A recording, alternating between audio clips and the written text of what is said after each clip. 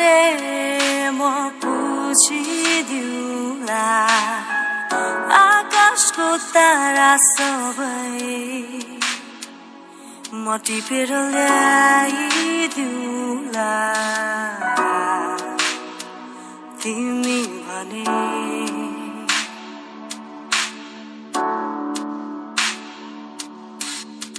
फर्केर आऊ तिमी घाम बनी बादलको माथिमा तिमीलाई पर्खी बसौला तिमी भने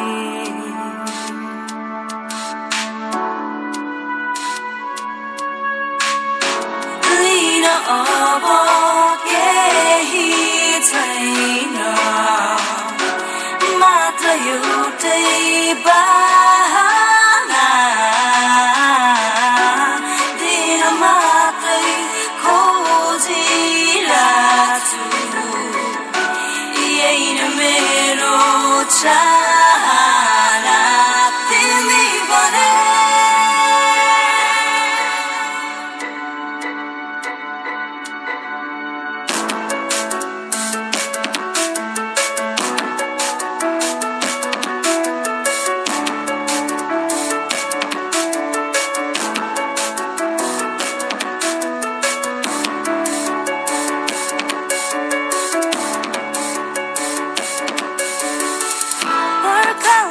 बसी अब सोचिरहे सपना सारा मेरा बिलाएको चालै पाइन तिमी भने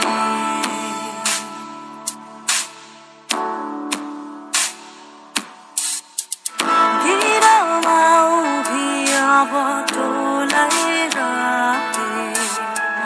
संसारका सारा सुख भुलायो रे म तिमी भने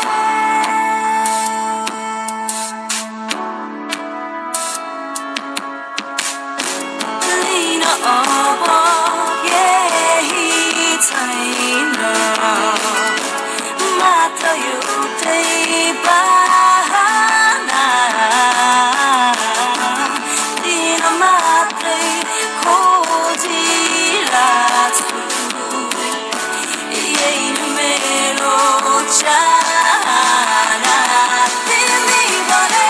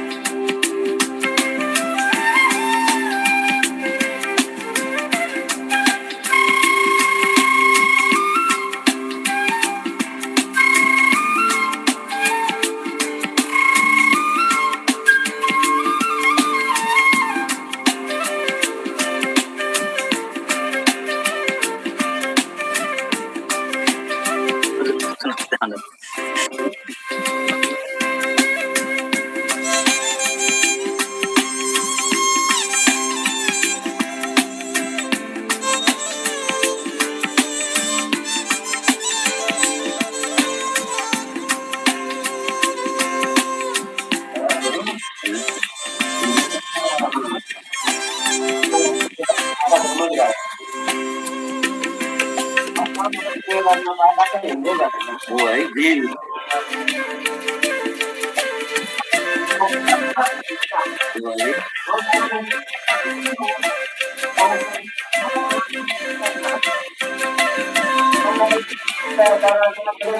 है जे हो है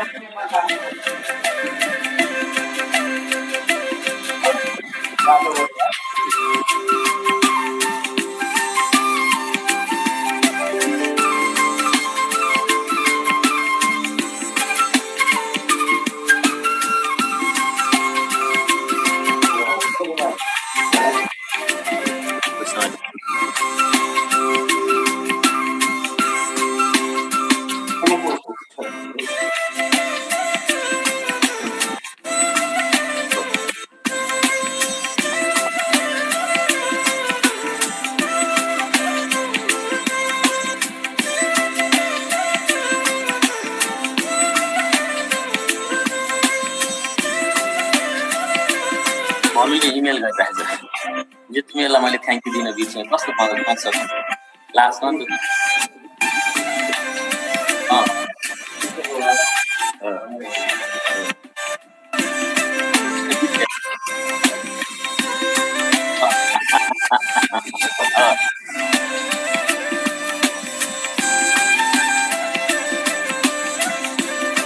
एकदमै हार्ड हो कि साह्रै हार्ड हो एकदमै कस्तो कन्सेप्ट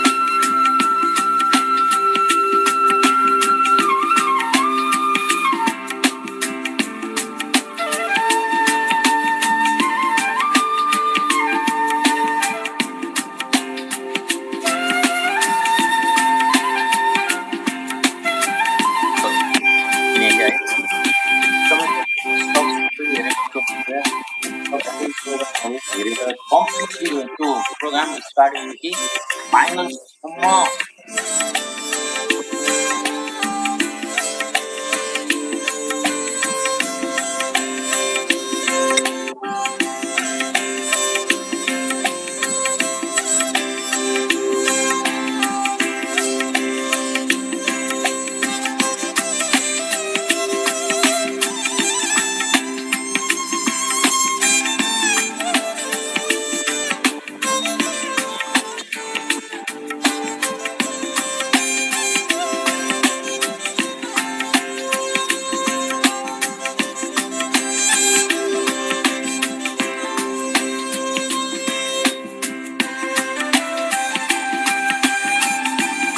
right and here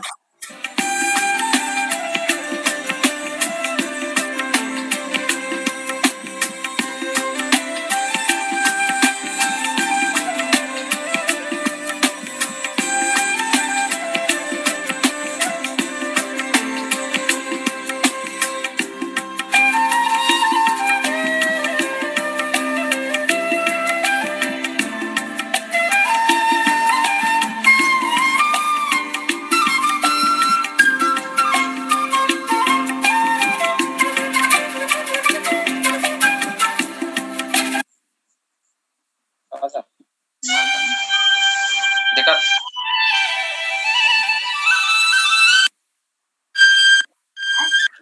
वो सब यूज कर लो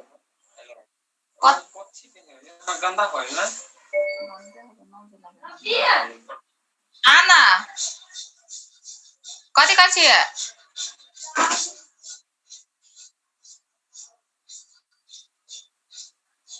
कति कैछन् बात गर्न किन बुझ्नु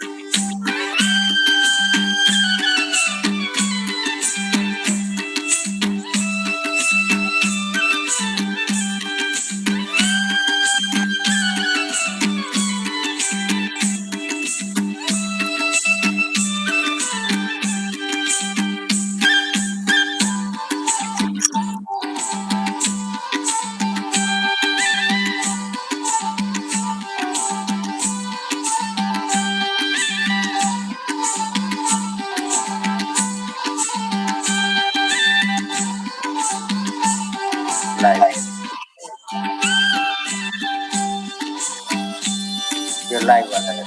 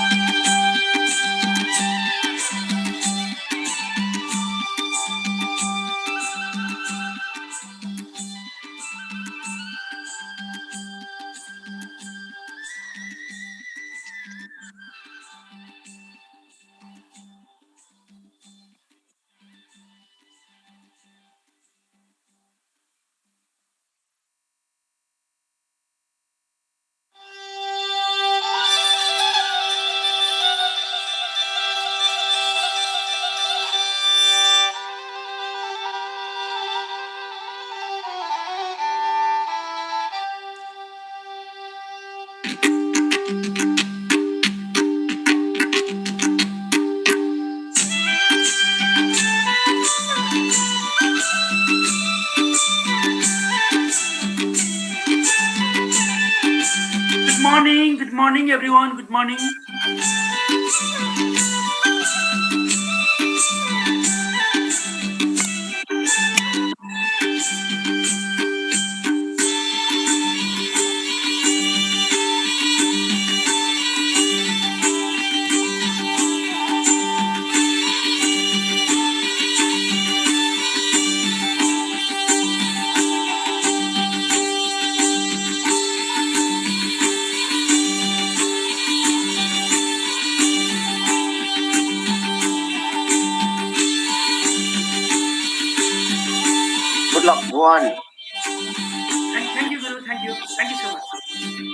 गङ्गाजी गुड लक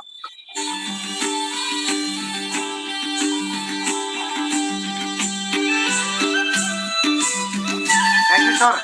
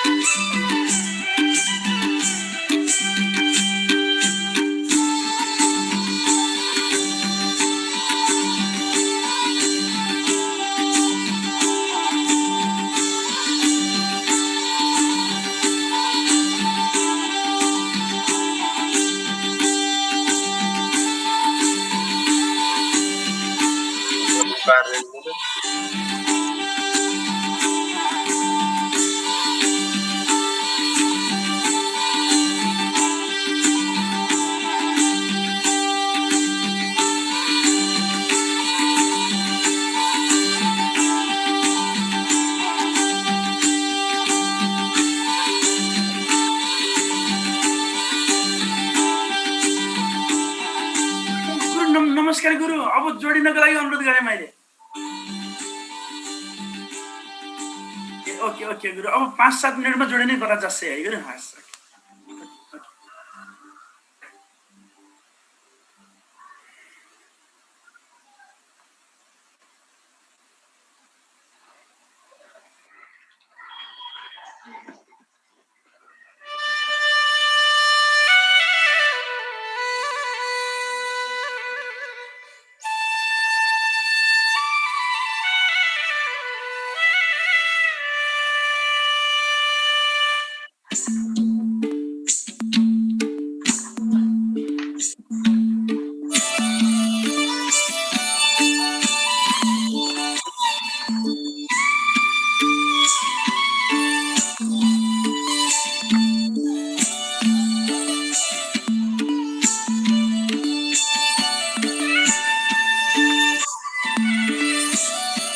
गङ्गाजी तपाईको ब्याकग्राउन्ड शेयरिङमा मिररिङलाई टिक लाउनु भएको छ हो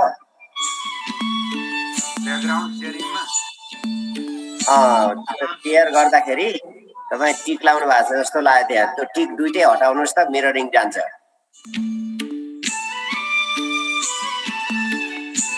केमा जान्छ उसमा तपाईँ त्यो पछाडिको जो प्यानलिस्टहरू सेयर गर्नुभएको छ त्यस दुईटैलाई अफ गर्नुहोस् त नो टिक नो सेलेक्ट तल बटनमा I have a green screen mirror my video भन्ने छ त्यो दुईवटालाई अफ गर्नुहोस् त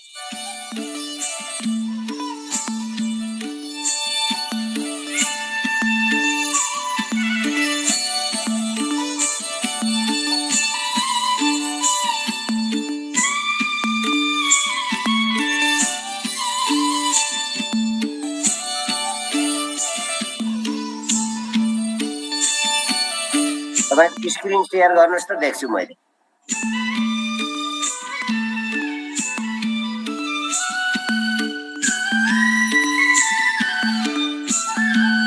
Screen stop others screen sharing. Do you want to continue? अन्त सजिलो छ तपाईँ त्यही भिडियोमा जानुहोस् न भिडियोमा गएर स्टेट ब्याकग्राउन्ड भन्नेमा जानुहोस् त Video में click करूं? तपाईँ त्यहाँ भिडियो छ नि त कहाँबाट हाल्नु भएको भिडियो चाहिँ Video में choose virtual background. हो भर्चुअल ब्याकग्राउन्डमा जानुहोस् हजुर अनि तल बटममा हेर्नुहोस् त दुईटा टिक लाउने ठाउँ छ आई हेभ अ ग्रीन स्क्रिन हजुर हजुर देखेँ त्यसलाई पनि सेलेक्ट नगर्नुहोस् त्यहाँ कुनै सेलेक्ट भएको छ हो मिरर माई भ्यू हजुर ग्रिन चाहिँ सेलेक्ट भएको छ होला हो दुईटै भयो रहेछ दुईटैमा टिक लाग्यो दुईटैलाई अफ गर्नुहोस् दुईटैलाई अफ गर्नुहोस् नर्मल आउँछ मेरो जस्तो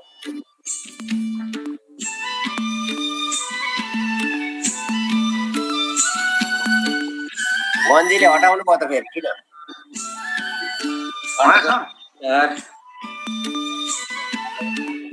नमस्कार Now is it okay, sir? उसले गयो नि ब्याकग्राउन्डै गयो नि त्यो अघि हालेको ब्याकग्राउन्ड सेलेक्ट गर्नुहोस् त नमस्ते नमस्ते सबजनालाई सर नमस्कार सर नमस्कार नमस्कार अनि मिरर माई भिडियोलाई के गरौँ sir Ganga sir warm welcome sir thank you sir background मात्रै सेलेक्ट गर्नुहोस् के ब्याकग्राउन्ड गंगा सर नमस्ते नमस्ते थ्याङ्क यू सर नमस्ते nice to see you all nice to see you all सरहरु सबैलाई नमस्कार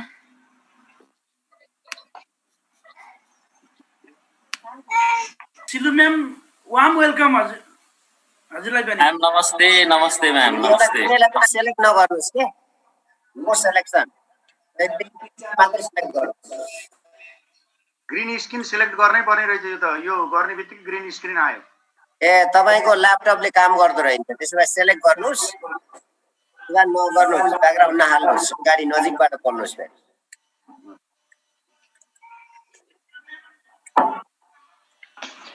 So namaste everybody, namaste. नमस्ते नमस्ते सर नमस्ते नमस्ते हजुर नमस्ते अन्त मेरो देखिएको छ पिक्चर क्लियर देखिन्छ यता बस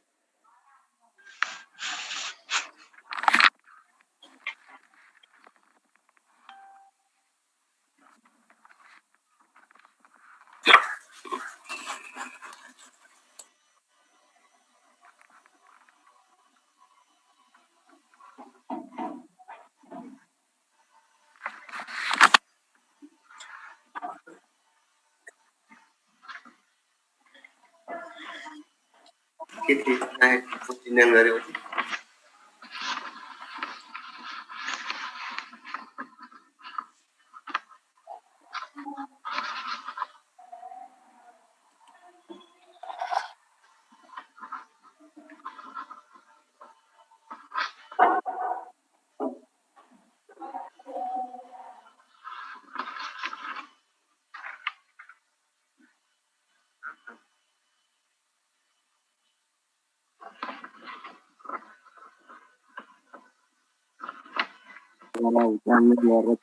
Sir, you are mute.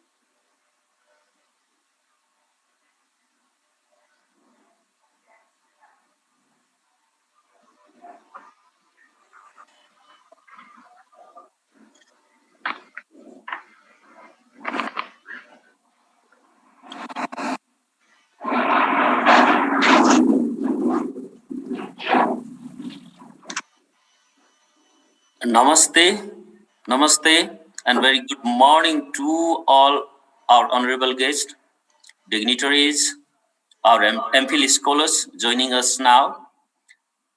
I'm very delightful to welcome all the guests and delegates that have come from all over the world to share the knowledge and enhance our mental horizon. Yesterday conference had about the language. We have a theme, different theme. We had a different themes of a language education policy, academic transformation, online and distance learning technology, internationalization, internationalizing higher education in the 21st century.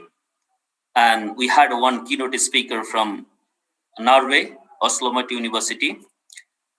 The participants participating from more than 7 different countries, making this conference a truly international conference in this spirit.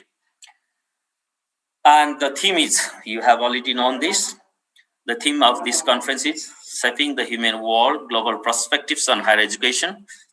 We have experts from across the field who will be staying with us for another next 2 days, and tomorrow, 9th of December, sharing their thoughts, knowledge, and opinions with the rest of us. Thank you for joining us at the third day of 2020 STAR Conference.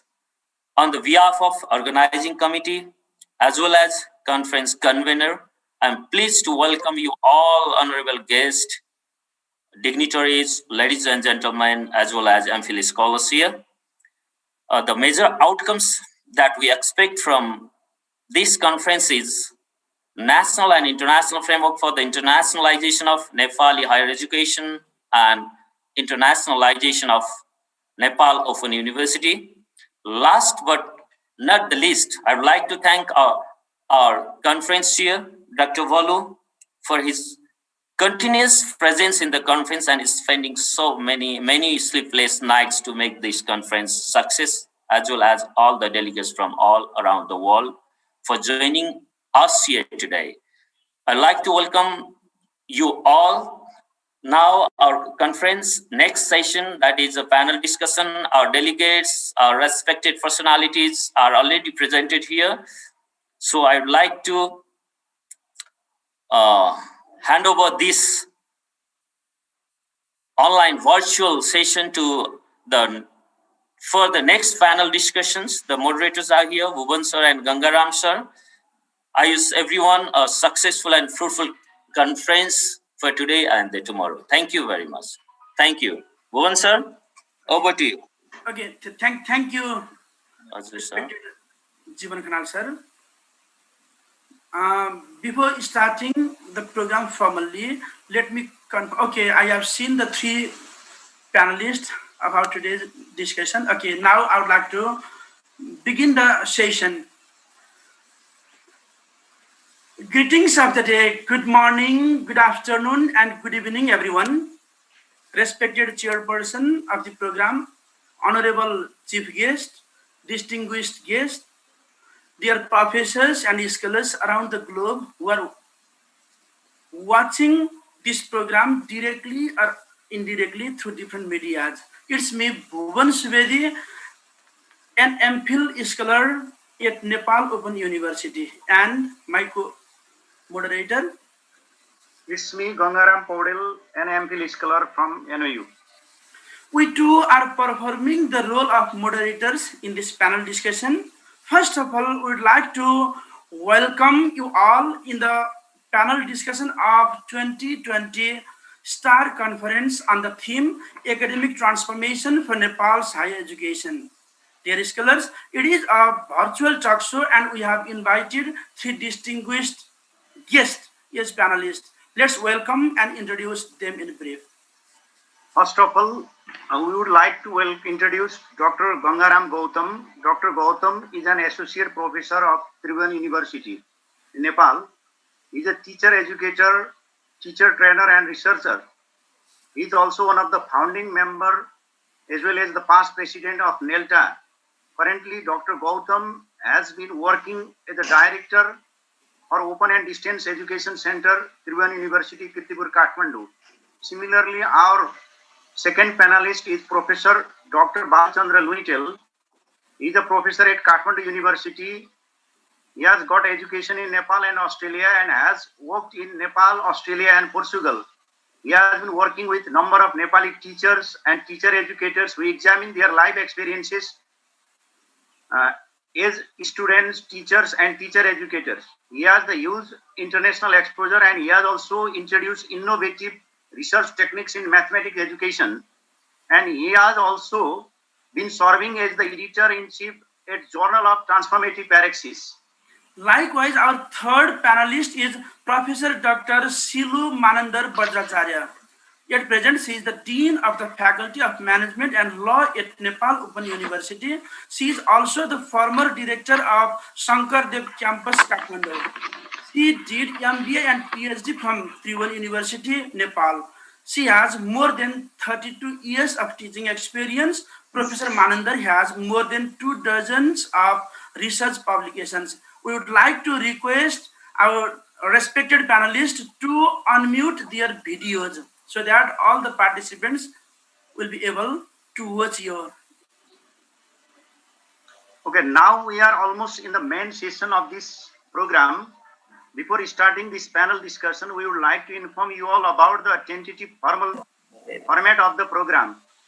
And mainly, we would like to inform you all about the beginning session. In the beginning session, you will be asked to introduce the theme of today's discussion, and tentatively you will spend 8 minutes to talk about this session, and then you will be asked some of the questions, and then after questions, then there will be final session, that is the question from the participants, and there either the participant can ask questions from chat box or directly unmuting themselves they can ask. And the main theme is to coin or discover the new conclusion for the academic transformation of Nepal's higher education. All right. First of all, I would like to ask our respected panelists, sir, ma'am, are you okay and feeling comfortable? Yes. Yeah, fine. Please go ahead. Yes. Okay. Thank you so much, sir. If so, I would like to begin the main session of the show. That is the discussion session on the theme academic transformation for Nepal's higher education. My first question goes to Dr. Gautam. Dr. Gautam, could you please express your opinion on the theme of today's panel discussion, academic transformation for Nepal's education? I would like to request you to share your ideas in approximately 8 minutes time. Right. Thank you, Bhuvanji. All the distinguished scholars, I can see the Vice Chancellor and the deans and all dignitaries from around the globe. So thank you for having me on this panel with my Guru Balchandra sir and Silu madam, who have very long and rich experience in transforming Nepal's education system. So I would like to begin my observation on the theme by giving this particular forum a perfect example of educational transformation. So the academic transformation takes place when we engage the learners, students, scholars in the real forum such as this one. So I am so pleased to see the MPhil scholars of Nepal Open University leading the discussion forums, the panel discussion, the presentations, hosting, introducing the speaker. So this particular forum, I think, is equivalent to so many years long degree program that we do at the university. So this is what we would like to see in academic practice in higher education. So this particular event, I think, was able to expose you, the scholars, to the regional and global happening in the education space. With that note, let me now come to the main topic, academic transformation. But is this happening in higher education in Nepal? That's a big question, and it's a big topic for 1 hour discussion. But if I may, I would like to share a couple of things here. When you talk about higher education, and the first thing that any country does is setting the agenda of higher education. What are the key priorities? What are the key national agenda? And what are the contributions that we expect that higher education should make in the national context? So setting up of the agenda for higher education is the first thing that we must do in order to bring transformation in the country. So, is this happening in our context? We can question ourselves. If yes, to what extent? If not, why not? Have we discussed education for what? Why we are giving the kind of higher education in our country? So that kind of national level discussion in setting up of the agenda for higher education and its contribution for national and global context, I think that's the key for a transformative education. And the second thing, if I share what is happening in our context in Nepal, when you say higher education, I see this for two reasons. So higher education for employment, either for the employment in the labor market or creating your own job, right? Self-employment. So if that is the case, then if you are going for a higher education program in a particular institution in order to successfully land in the job market, the issue is whether the education system is giving the kind of skills, knowledge, thinking, behavior, social interaction, communication skills for the job market. So that's an issue. So if higher education is for market employment, is the education system prepared enough, equipped enough to give those skills and knowledge and thought to those graduates? Or if higher education is for self-employment, is it given the kind of skills that you need in order to create job market by yourself? So that's a big question. So if I contemplate on the higher education system that we have developed so far, I don't see that adequately being addressed in our higher education system.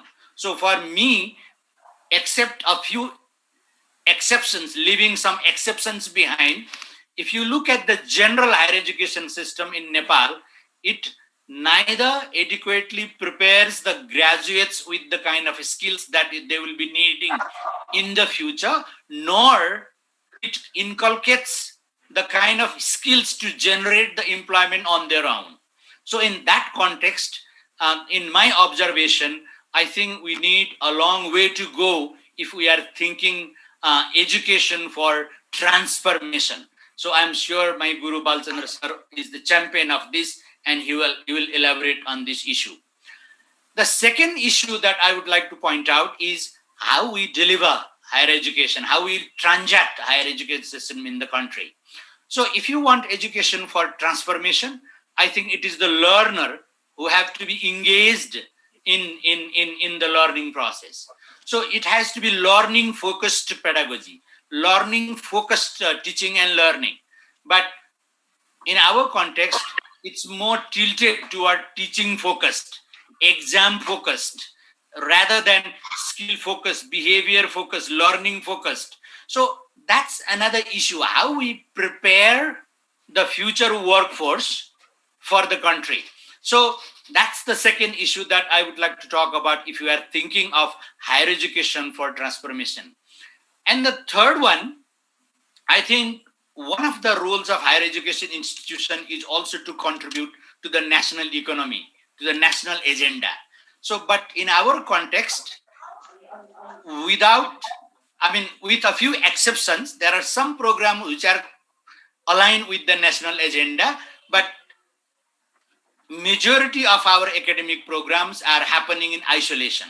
So the national agenda, national priority, the development of the country, They are in one side and the academic institutions are on another side.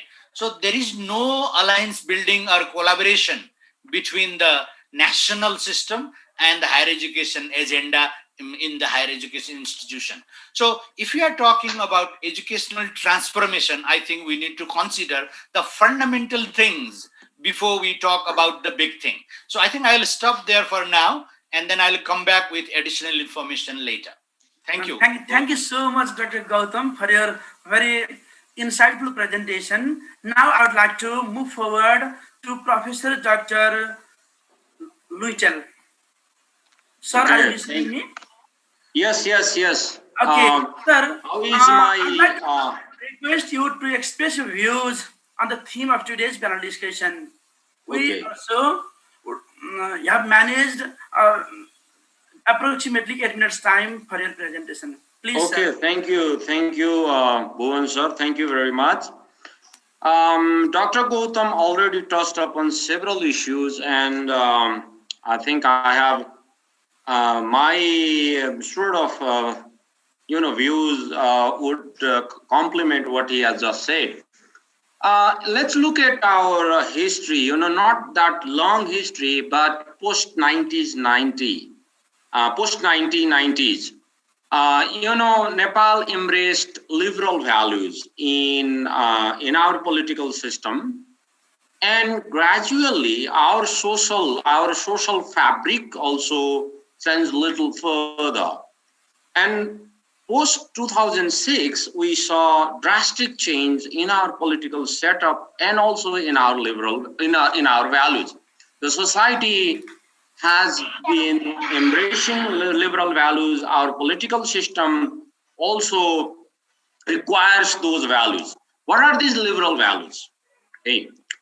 So these liberal values, I would point out especially in three directions. One is that the youth population comprises a significant portion of our population, and they have been exposed to various, situations, various opportunities. They are looking for various opportunities.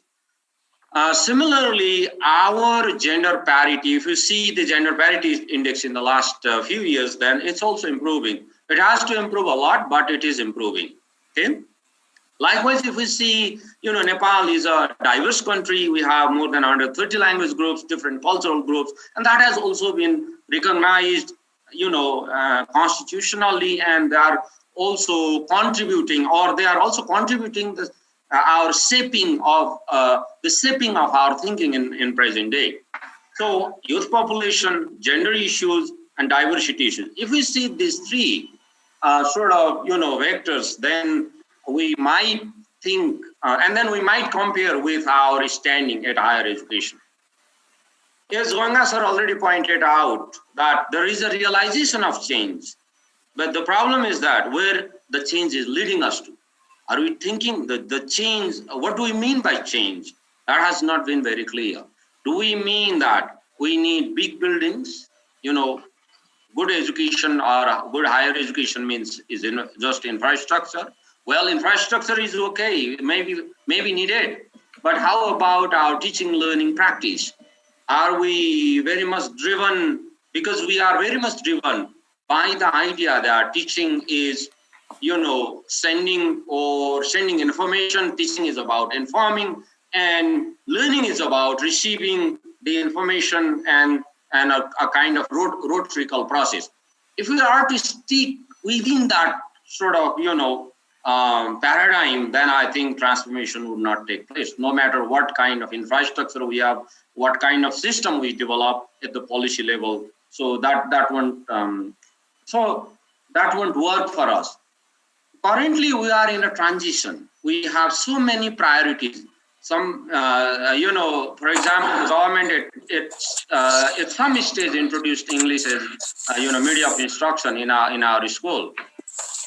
And at some stage, there are, issues of multilingual classroom as well. So how are you going to address these issues? What are our priorities?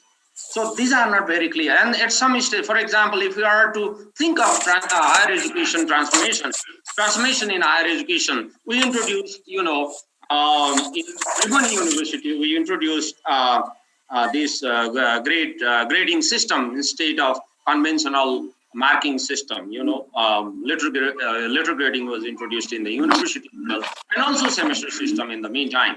But that was done through the help of a donor agency, not by ourselves, and we continue to resist a large population and still resisting that this is not our system. The resistance has been done on the ground that semester-based philosophy is not our system. But unfortunately, we are not able to look into our historical nature of educational process. Thus far, historically, in cultural settings, it has been very much, in a way, it is probably we can compare with semester-based philosophy, because in semester-based philosophy, learning is the focus. So, although we introduce semester-based system, are we still, have we been able to transform our classroom processes? Have we been able to transform our teacher-student relations? Have we been able to, transform the curriculum development process? Because the curriculum are still developed somewhere at the center, and they are distributed throughout the country. So the bigger system, the superstructure of higher education, is still, rudimentary, and it requires a huge transformation. There are many dimensions of those transformations. One would be at the policy level. We might have articulated so many things, so many good ideas at the policy level. But the culture has to be conducive, and culture has to transform, and we need to work in that direction. So likewise, I think I'm coming to the end. If we talk about transformation, we need to look into the transformation at three levels. One is macro, that comes through leadership, policy, infrastructure, so on and so forth. The other is meso level. That is like, the implementing kind of middle level management, like dean, professors, lecturers, so on and so forth. And the other is macro level. That is inside the classroom. That is in the life of each and every student. Whether students feel those changes, whether students feel the proposition of student-centered, learning-focused classroom, or it's at the upper level only. It's a matter of just lip service. So I think we need to seriously look into these issues. And if you ask me, we are in transition. We are not very clear what we mean by transformation, academic transformation. So we need to actually flag this agenda continuously. And thank you for putting this as the topic for final discussion. Thank you. Thank you so much, Professor Dr. Luitel. I'll come to you with other questions later. Now I would like to move forward to our next panelist, Professor Dr. Silu Manandar Bajracharya. Ma'am, how about requesting you to explain your views on the theme of our today's discussion? I would like to manage your opinion within 8 minutes. Okay, ma'am. Now it's over you. Thank you very much. Distinguished chair, fellow panelists, and distinguished participants. Thank you very much for the organizer for providing me this opportunity. As already Dr. Gangaram sir and Professor Balchandra Luitel had put their observations, now I would like to make observations on transforming Nepalese higher education and the way forward. First of all, let me briefly highlight some of the pertinent features of Nepalese higher education, including the challenges therein and the basic aspects requiring transformation. Despite the establishment of multiple universities, 11 universities and 4 deemed medical institutions, concentration of students at Tribhuvan University is too high at 80%, meaning the purpose of development other universities has not exactly been met. And secondly, the features of Tribhuvan University overwhelmingly dominate and reflect the features of higher education in Nepal. And I don't mean that other universities have not tried, but have been able to make only limited impact so far. Ma'am, I'm sorry to interrupt you. Our It looks participants are now requesting you to unmute your video, ma'am. trying to develop new universities, for example, by provincial governments without adequately transforming and strengthening the existing universities. One argument persists. Tribhuvan University is too big a challenge to transform, and we have to begin new all along. But the new university, besides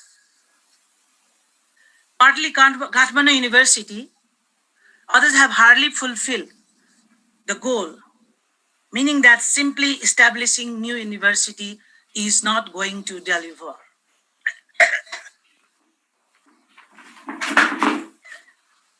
The quality and the employability of outputs is another strong issue. And this is again due to primarily the number of employment being created itself is low in the country and has persisted for long. To be precise, more than 2 decades. And secondly, the abilities of the student to deliver is limited. And the employers, private sectors find students' knowledge as well as skills simply inadequate, requiring guidance in every step. And therefore, the employees have identified the 3 required abilities with the students. The first one is the communication, and which is significantly improved currently, but still very weak in public education system. And secondly, the analytical ability, and that is still found very weak. And the next one is the problem solving skill, and this is also very weak. Additionally, they have demanded independent working ability without having to guide at every step. And despite student-centered learning emphasized, the education system, except a few islands of success, is still overwhelmingly teacher-centric, which also have been explained by our 2 professors. And the failure rate, despite showing the marginal improvements, is still high, as the pass rate in annual program of Tribhuvan University is still very low. And it is true, the wastage rate in other universities is significantly low. And in Tribhuvan University, what they have not been able to control through admissions are being controlled by the examination. And this has caused colossal financial, physical, and emotional drain. Of course, it has helped to sustain the credibility of Tribhuvan University, but the scenario has to be changed, and access to higher education is another issue that has remained around 17% of the age group at bachelor level, compared to over 50% in developed countries. And the access has been affected mainly by 2 reasons. The outputs are not getting jobs as expected. Secondly, mass foreign exodus for a job as well as studies have also affected the students' enrollment in the country. Particularly, the access is still limited to poor, deprived, and from backward regions, despite emerging scholarships and student aid schemes. Other challenge, like lack of meritocracy, the quality and the ability of teachers, investment in higher education, physical and logical support, and educating environment still persist and actually growing despite emergence of multiple avenues. All those prove that the transformation required is too deep and too high and large. Yet, if we can concentrate without being derailed politically or otherwise, improvements are still feasible, and some of the ways out to transform Nepalese higher educations would be: first, we must hire, develop, and position and promote meritocracy among the faculty and the staff. This is very much essential, and there must be adequate provisions for faculty development programs like training and exposures for the faculty to upgrade their knowledge, skills, abilities, and understanding, and also in the educating process, that is curriculum, pedagogy, and evaluations. And the faculty must be engaged in continuous research activities, and promotions must be based on publications in standard ranked journals. And faculty also must be encouraged to mobilize financial and other resources to conduct researches. Apart from adding value to knowledge, ability to solve problem also must be equally emphasized. And the students must be given adequate opportunities in writing, analyzing, problem solving, group works, and presentations to inculcate requisite knowledge, skills, and behavior positioning in both national and the global market. And overall investment in higher education must be increased. Significantly, the present investment per capita is very low compared to almost any nations by any source, public or private or others. So if the public cannot invest, other resources must be allowed to be mobilized adequately. But in my view of the importance of higher education, it is the outputs that transform the nation state. More public resources are mandatory, including for better access to poor, deprived, and backward regions. And academic institutions and faculties must be granted total autonomy without having any apprehensions. This is also must. And access needs to be improved to 20% in next 5 years, 25% in further additional 10 years, and 30% in additional 15 years. And curriculum must be made dynamic to address both national or global needs. And the evaluating process must be also entrusted to the teaching faculties to evaluate continuously rather than once in a blue moon. Finally, the education environment, logistics, and the policy support must be visible, predictable, and result-oriented.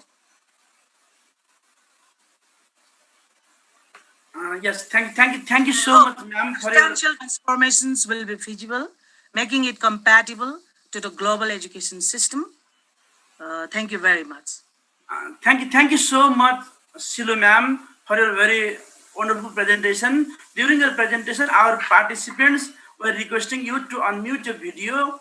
Unfortunately, there might be some technical problems. Now, I would like to move forward to Dr. Gautam again. Sure. Gautam sir, Yes. while presenting your bio, our co-moderator friend told that you have involved in many research activities, supervised many theses of the university students, and trained many teachers through different institutions. How do you in such a situation, how do you evaluate the gap between the policies and practices regarding the academic transformation in Nepal? It's Right. over to you, Dr. Gautam. Right. Thank you very much. Just to be brief, I would like to flag some of the issues here in our research practice. Number one, educational decisions in Nepal are not often made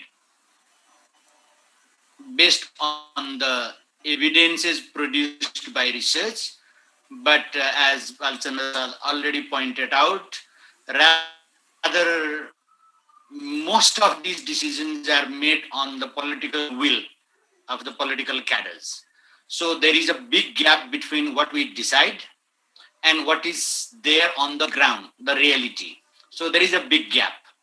So unless we have policy decisions based on solid, concrete evidences from the concerned stakeholder, the education does not serve its transformative purpose.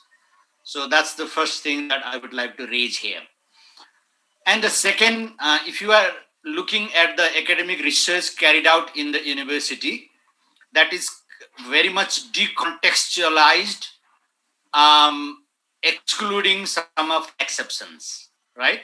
As Tilu Madam already pointed out, there are some successes, there are some islands of excellence, but if you look across the board, academic research in they are disconnected. meeting any? In our higher education system is the focus is more on the rituals rather than on the rigor. So we are more concerned with the format, the structure, the volume, rather than the actual rigor of the research that was involved in the inquiry. So these are some of the issues with the research. And another big issue is related to the agenda of the research. What are the topics that we encourage our scholars to carry out the research? I think the research should be carried out on the kind of issues, challenges, problems that we have faced, and how we can transform the community in our context. And the research agenda has not been much focused in that area. So to give you some example, we have been saying that teacher training is there, but the training is not translated in the classroom. Why? What are the reasons? What are the factors? I think we need a very big scale research in order to find out what are the issues in teacher training. What are the reasons the teachers, the trainees, the participants have not been able to translate what they have learned in order to transform their teaching and learning in the classroom. And also we have been talking about teacher motivation, teacher development, continuous professional support, right? How can we motivate teachers and make them responsible, accountable in delivering what they are supposed to deliver in the classroom? How can we bring the unreached population in higher education? And what are the indigenous knowledges and indigenous practices that we can share with the global community? So we are only localizing the global thing, but we have not focused much on globalizing our local practices. So what are our practices that we can offer to the global communities? So I think the focus of the research should now be shifted to reflect on our situation and then guide the research scholars in those areas so that research becomes meaningful, the research become contributory, and the research can inform in order to make the policy of the government, setting up the national agenda, and so on and so forth. So big gap, some initiatives by some universities, but not adequate. And the shift is required in order to bridge that gap between what is researched and what is decided, or what is programmed. So that bridging is, I think, necessary. Thank you. Okay. Thank you, Dr. Gautam. Thank you so much for your very insightful ideas. Now I would like to move forward to Professor Dr. Luitel. Professor Luitel, before starting this program, I have slightly gone through your research articles through Google Scholar. There, I have found a terminology that is transformative learning for sustainable future. Actually, what is transformative learning and how will it contribute to the sustainable future? What is your opinion? Could you please make us clear about that, Professor So Dr. I'll do by these 2 slides. Thank you very much. I just, thank you very much, because this is the question I like to respond to you. Can you see?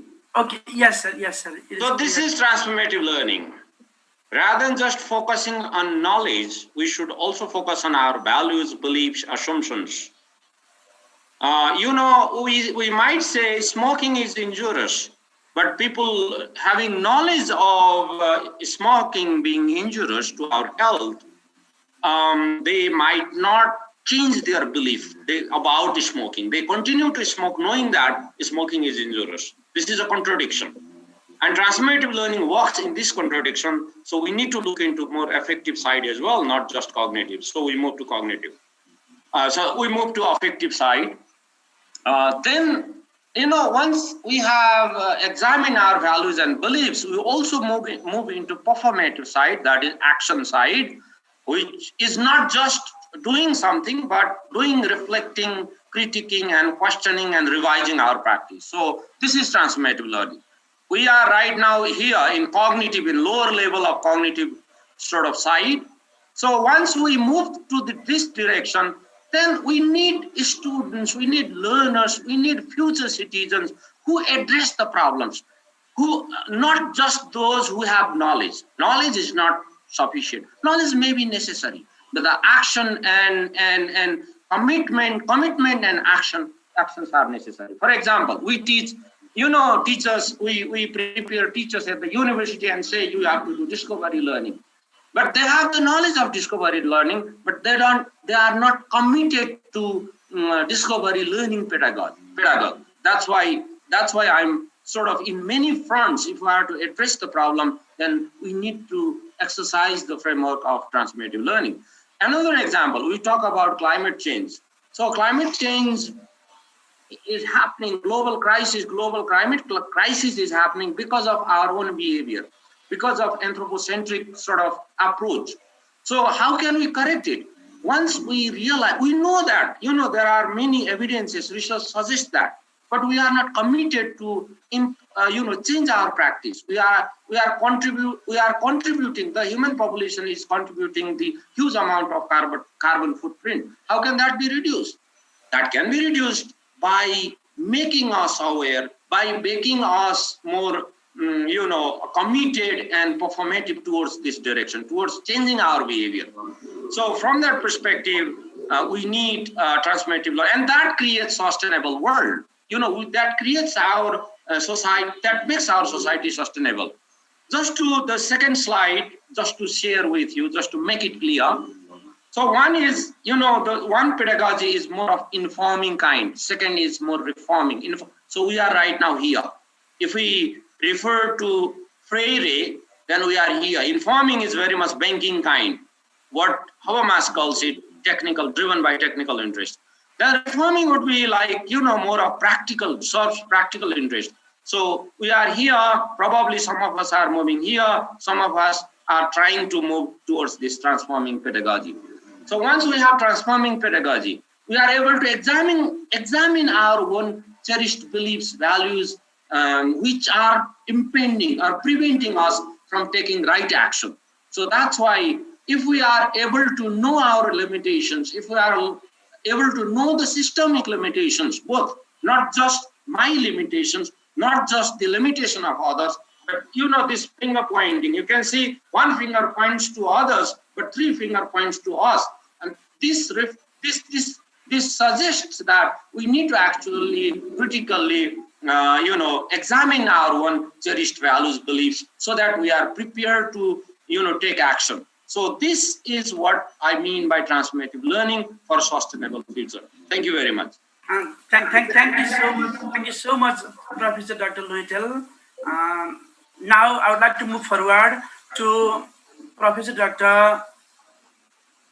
Silu Manandar, ma'am. Okay, ma'am, I would like to ask you a bit different question. Okay, actually, what is your view on quota or reservation system of Nepal in higher education and in employment opportunities as well? Is it enough or really supporting the marginalized community to get their social upliftment? What do you think, ma'am? Could you please put your views within 2-3 minutes, please? Thank you very much for the questions. And I would like to put aside employment issues, which I briefly mentioned in my presentation. It is going to be a formidable issues regarding more serious deliberations. And access to higher education, even in primary and secondary levels of poor, marginalized, and disadvantaged communities, is limited, as I have observed earlier as well. And with the quota system, I want to make two observations. First, it cannot be perpetual. And secondly, whether they have reached the really deserving ones or not is a big issue. And I would suggest two strong strategies to enhance participation of disadvantaged and backward communities. First, the quota system must be continued for foreseeable future and reviewed every 5 years, and if needed, continued further. And more important, there must be a mechanism to provide additional support and coaching, both for existing as well as for all other, ultimately to enable them to level playing field. And this must be done with public support. And this is the one aspect I recommend to the government to incorporate in its policies. And only fee waivers are not adequate for the poor. Rather, they must be supported by scholarships or loan schemes as well. Thank you. Okay, thank you so much, ma'am, for your wonderful ideas. Okay, dear participants, we have to end this discussion session by 11. We have very limited time, and after 11 a.m., we'll move forward to the session queries of the participants. I would like to request all the participants of this show to drop your questions in the chat box if you have any queries regarding the presentation of our panelists. Now, I would like to move forward to Dr. Gautam once again. Dr. Gautam, I would like to request you to answer this question within 2 minutes. Okay, Dr. Gautam, what would you like to recommend the policymakers, implementers, and the scholars, upcoming scholars like us, for the academic transformation of Nepal's higher education? Please briefly put a view on it. Thank you. For policy makers, my only suggestion is advanced planning, and advanced planning, not ad hoc planning.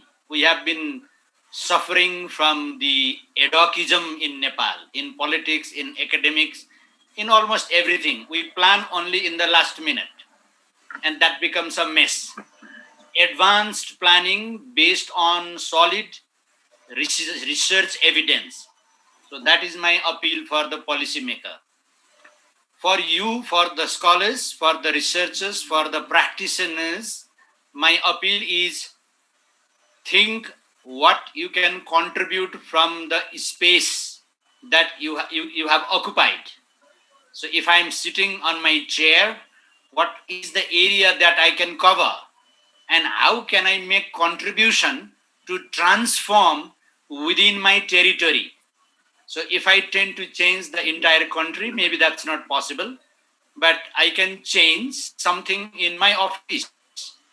So going back to Balchandra sir's sustainable development agenda, how many of you go to the shop with your own bag rather than bringing a plastic, 2 packets of milk in a plastic bag? So start by yourself and think how you can contribute in terms of curriculum development, in terms of pedagogy, in terms of encouraging your student, in terms of assessing their skills, in terms of giving them counseling and advice to transform themselves. So do what you can do from your territory. And then if you can stretch your scope and then go beyond that. Otherwise, if we all are committed to that, I think change is possible. Thank you. Thank you so much, Dr. Gautam. Now I would like to move forward to Professor Dr. Luitel. Sir, the same question I would like to put forward. Now is your turn. Please, sir, over to you. Okay, thank you, Bhuvanji. I think what Ganga sir, I couldn't agree anymore with Ganga sir. These were fabulous points. So what I would like to say is that first of all, we need to, of course, policies might be there or not there. We need more and more examples. The country need more examples actually. For example, if you are a university academic, use some of these transformative approaches in your teaching. Try to give more time, interact with the students, what they actually need, what they actually want, So transformation begins from there because we have, our curricula is pretty much, content centric, you might call it, or it is very much rudimentary. It doesn't actually interact with the need of the students. So from that perspective, we might start fixing that at our level, at our institution. If we and then if we are a researcher, actually look into our own issues. Rather than, of course, we need to interact with literature. What is in the literature? What is the trend in making in the literature? But you see, our needs might be different. We might be at a different stage from the perspective of that particular trend. So, for example, we have, if you talk about language issues, we have 130 plus languages. Then definitely our needs and our issues should be different from those that are done, that are projected in the Western, context. So likewise, in like science and maths, we have issues different from what issues have been flagged out by literature. So we need to look into our own context, and we can interact with international perspective as well. I do not mean to say that we should stay aloof and we should focus on our one. We need to interact with the larger audience, with the larger audience of knowledge producer, because we are talking about higher education. One of the goals of higher education is knowledge production. Okay, and knowledge production contributes to social transformation, individual transformation, academic transformation, so on and so forth. So we need to act at different level and differently as per our situatedness. Thank you very much. Thank you so much, sir. Now I would like to move forward to Professor Dr. Silu Manandar, ma'am. Ma'am, the same question goes to you too. What would you like to recommend the policymakers, the implementers, and the upcoming scholars like us regarding academic transformation of Nepal? Thank you very much. I have already made my major recommendations in the way forward. And to summarize, we have to make programs market-oriented, relevant, and compatible to and delivered efficiently through right faculties in proper education environment. Let us not just talk, rather work together to overcome the barriers and be part of the solutions and not the part of the problem, please.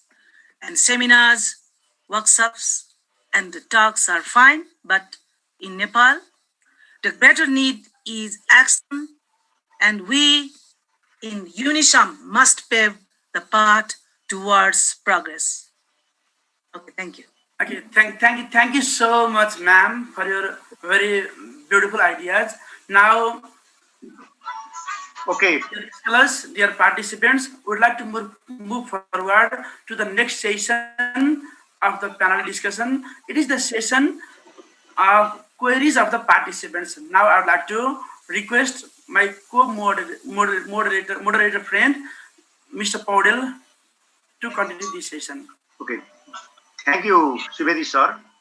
Dear panelists, participants, now we have come to the final session, queries of the participants. We have allocated 10 minutes time for question answers, and you can ask some of the questions have been already asked in chat box, and some of the questions you can directly ask to our panelists by unmuting yourself.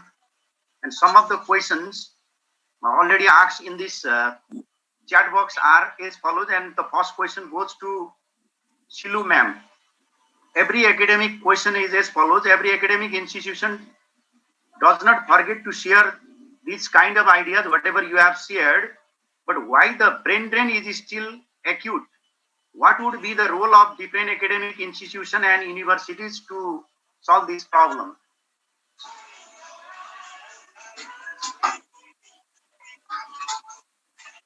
Okay, ma'am. Ma'am, you are mute. Would like to request you to unmute both audio and video as well. Thank you very much for the question. It is the job creation that has to be emphasized and accord importance to the knowledge and the skills and the abilities of human resources, and we must create opportunities on merit basis, as I have said earlier. And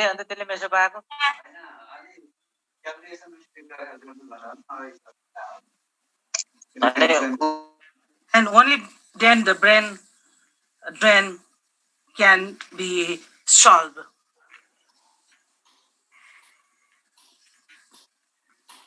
Thank you, ma'am. Thank you, Tirtharaj Timil Sinha sir, for your questions, and I think your answer, you might have got the answer. Again, next question I am going to raise, that is asked by Prakash Paudel to Dr. Gangaram Gautam. You have highlighted the need of learner-centered programs and pedagogies.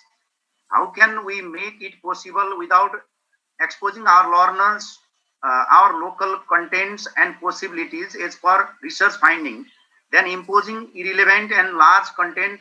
What is about inculcating both teachers and learners to expose their own potentialities for the transformation of higher education in Nepal? Dr. Gautam. Right, thank you. Wonderful question. Thank you, Prakashji. Yes, you are absolutely right. And the education in a large scale, in our context, it demeans our local exigencies.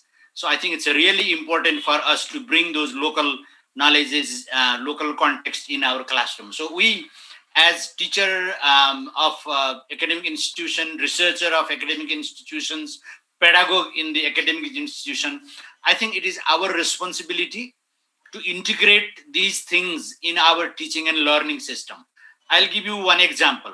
We have been talking about the teaching student-centered learning from the volumes of the books.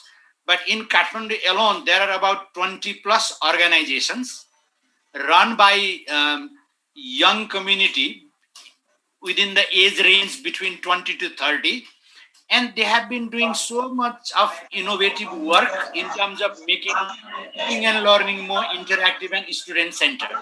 But our academic community is not well versed. We are inadequately informed about the happenings in the locality.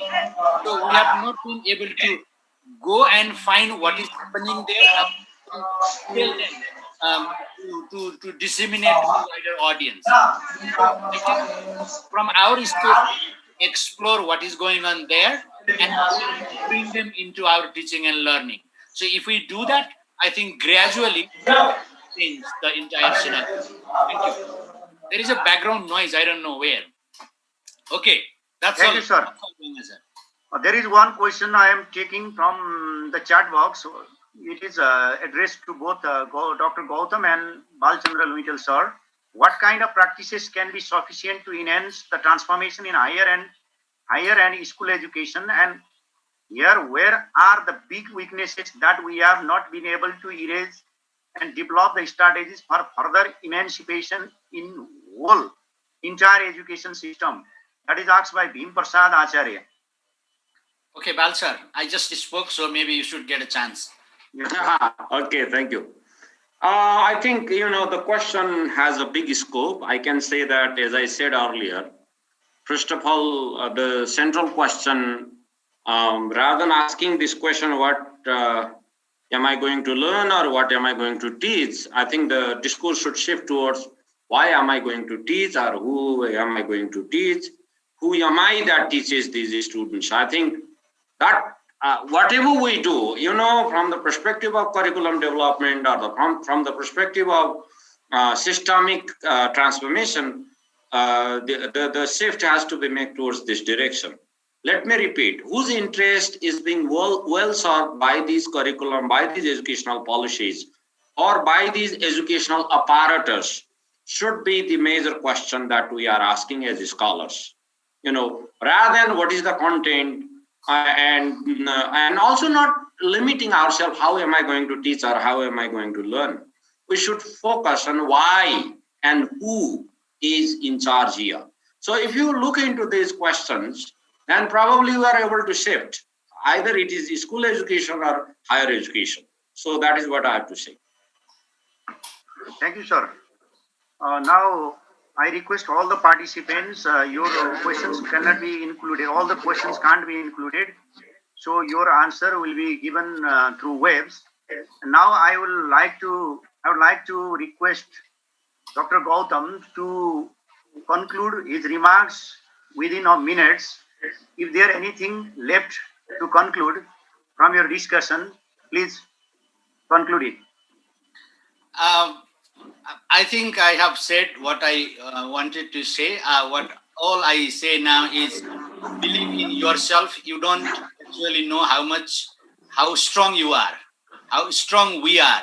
So we have so much that we can offer to our community, and let's transformation from ourselves, from within, and then try to contribute to as much as we could for ourselves first. And then once that takes place within you, I think that contributes to transform the others around you. Thank you. Thank you, sir. Professor Luitel, would you like to utilize a minute concluding your remarks? Thank you. I think, in the history, in the evolutionary history of human civilization, there are two assumptions. One, that humans are changing themselves, and humans, one person can change other, or humans change others as well, not just themselves. I think this is very important wisdom that we can apply. So how can we change? We cannot change by force. The change is not just a displacement as either. The change is multidimensional, multi-pronged, multi-paradigmatic. So we need to exercise all sorts of possibilities as practitioner to make realize, to help students learn better, to help students do better whatever they do. So from that perspective, our focus should be learner-centric, learning-centric, and also performance-centric. Performance, I do not mean to say that grade or marks, but performance is embodiment of what we have learned. Okay, so that is what transformation is required. That is what transformation can be conceived from these different perspectives. Thank you very much. Thank you, sir. Thank you for your insightful ideas. Okay, I would like to request Silu ma'am. Do you wish to conclude your remarks within a minute?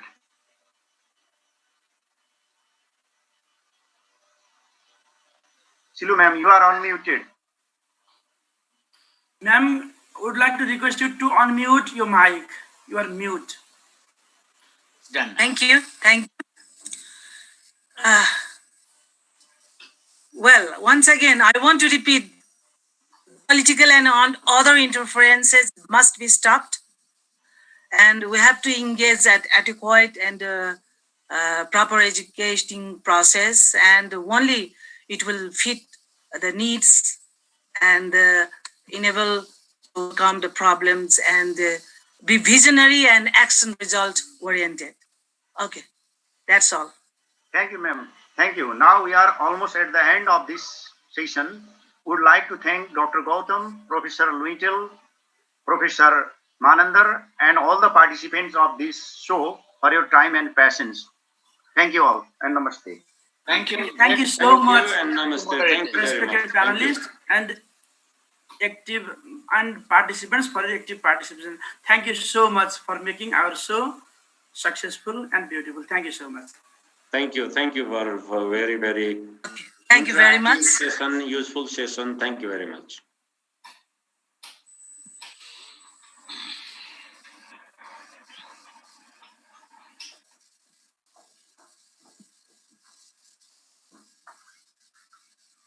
Yes, good afternoon, everybody. Distinguished dignitaries and delegates and all the participants here. Now I think it's time for the parallel session, and we are in the room number 1 of STAR Conference 2020, organized by Nepal Open University. First of all, I would like to welcome you all here on the behalf of 2020 STAR Conference and Nepal Open University, and me, Sarat Paudel, and from Surkhet, and my friend Mr. Ramesh Prasad Lamichhane from Nuwakot are here as the moderator of the first session, today's first session in room number 1. So we have 3 papers to be presented here, and the presenters are the personalities from the different field of education, and they are Dr. Jeevan Khadka sir, and Mr. Bhumiraj Dahal sir, and Mr. Binod Dwari sir. I have found them here in the forum, and they are present, and I hope all of them are well prepared for today's presentation. And now I would like to hand over this forum to my friend Ramesh Prasad Lamichhane to proceed forward for the session. Thank you. It's up over to you, Ramesh sir. Are you there? Ramesh sir?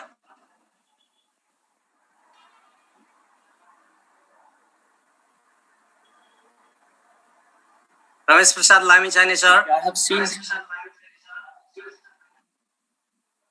Yes. Yeah, I have seen him somewhere. I also saw him. Yes.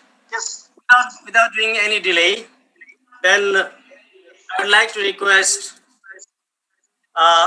Mr. Bhumiraj Pandit. He is from Pokhara, Nepal, and he is an MPhil scholar in Nepal Open University, and he has worked for 15 years as an English language teacher in different colleges of Pokhara, and currently he is working as a teacher in the Prithvinarayan campus Pokhara and Kanya campus Pokhara. Thank you, Mr. Pandit. It's over to you. Please start your presentation. Thank you very much. Namaste and welcome. It's me, Bhumiraj Pandit, as moderator has already introduced to me. I'm the MPhil scholar at Nepal Open University. And today I am going to present this particular session on the topic perceptions of stakeholders on mother tongue instruction in teaching primary learners. I would like to welcome all the audience here from home and abroad. Probably you have listened to so many things about COVID-19 and online education and so forth. And it is a bit different. Okay, I don't think COVID-19 will affect people forever. It will be solved, okay, in a short period of time. After that, we have to turn back to our normal life. And we do have our genuine problems, okay, and among them, one is the mother tongue instruction, whether to instruct the small children of primary schools through mother tongue or the second language. It is an issue. That's why I just am very much interested to conduct a research, okay, on the particular topic. I would like to request all of you to perceive this particular presentation as a process as well as a product. Process in the sense that it is what I found during the literature review, okay, for my research, okay, on the topic perceptions of stakeholders on mother tongue instruction in teaching primary learners. On the basis of analysis of secondary sources of data, I have come to the conclusion, and this is a product. And on the other hand, it is just a literature review, and I have to go to my primary sources of data. Okay, still I have to go to the schools of 3 different regions to collect data. I have just mentioned there. Okay, I will collect data from teachers as well as students and parents. I'd like to, I just will just try to find out the perceptions of those stakeholders on mother tongue instruction, right? In the present context, we have found people, okay, in government schools as well as boarding schools. They have compulsorily implemented English medium instruction, and some of the institutions, okay, they are found to be fining. It means just punish students for speaking English, for speaking Nepali and their mother tongue, right? And another thing, the Constitution of Nepal as well has declared that the primary education will be provided, will be offered in mother tongue education, mother tongue instruction. But by ignoring all these things, practice has been done by using English medium instruction.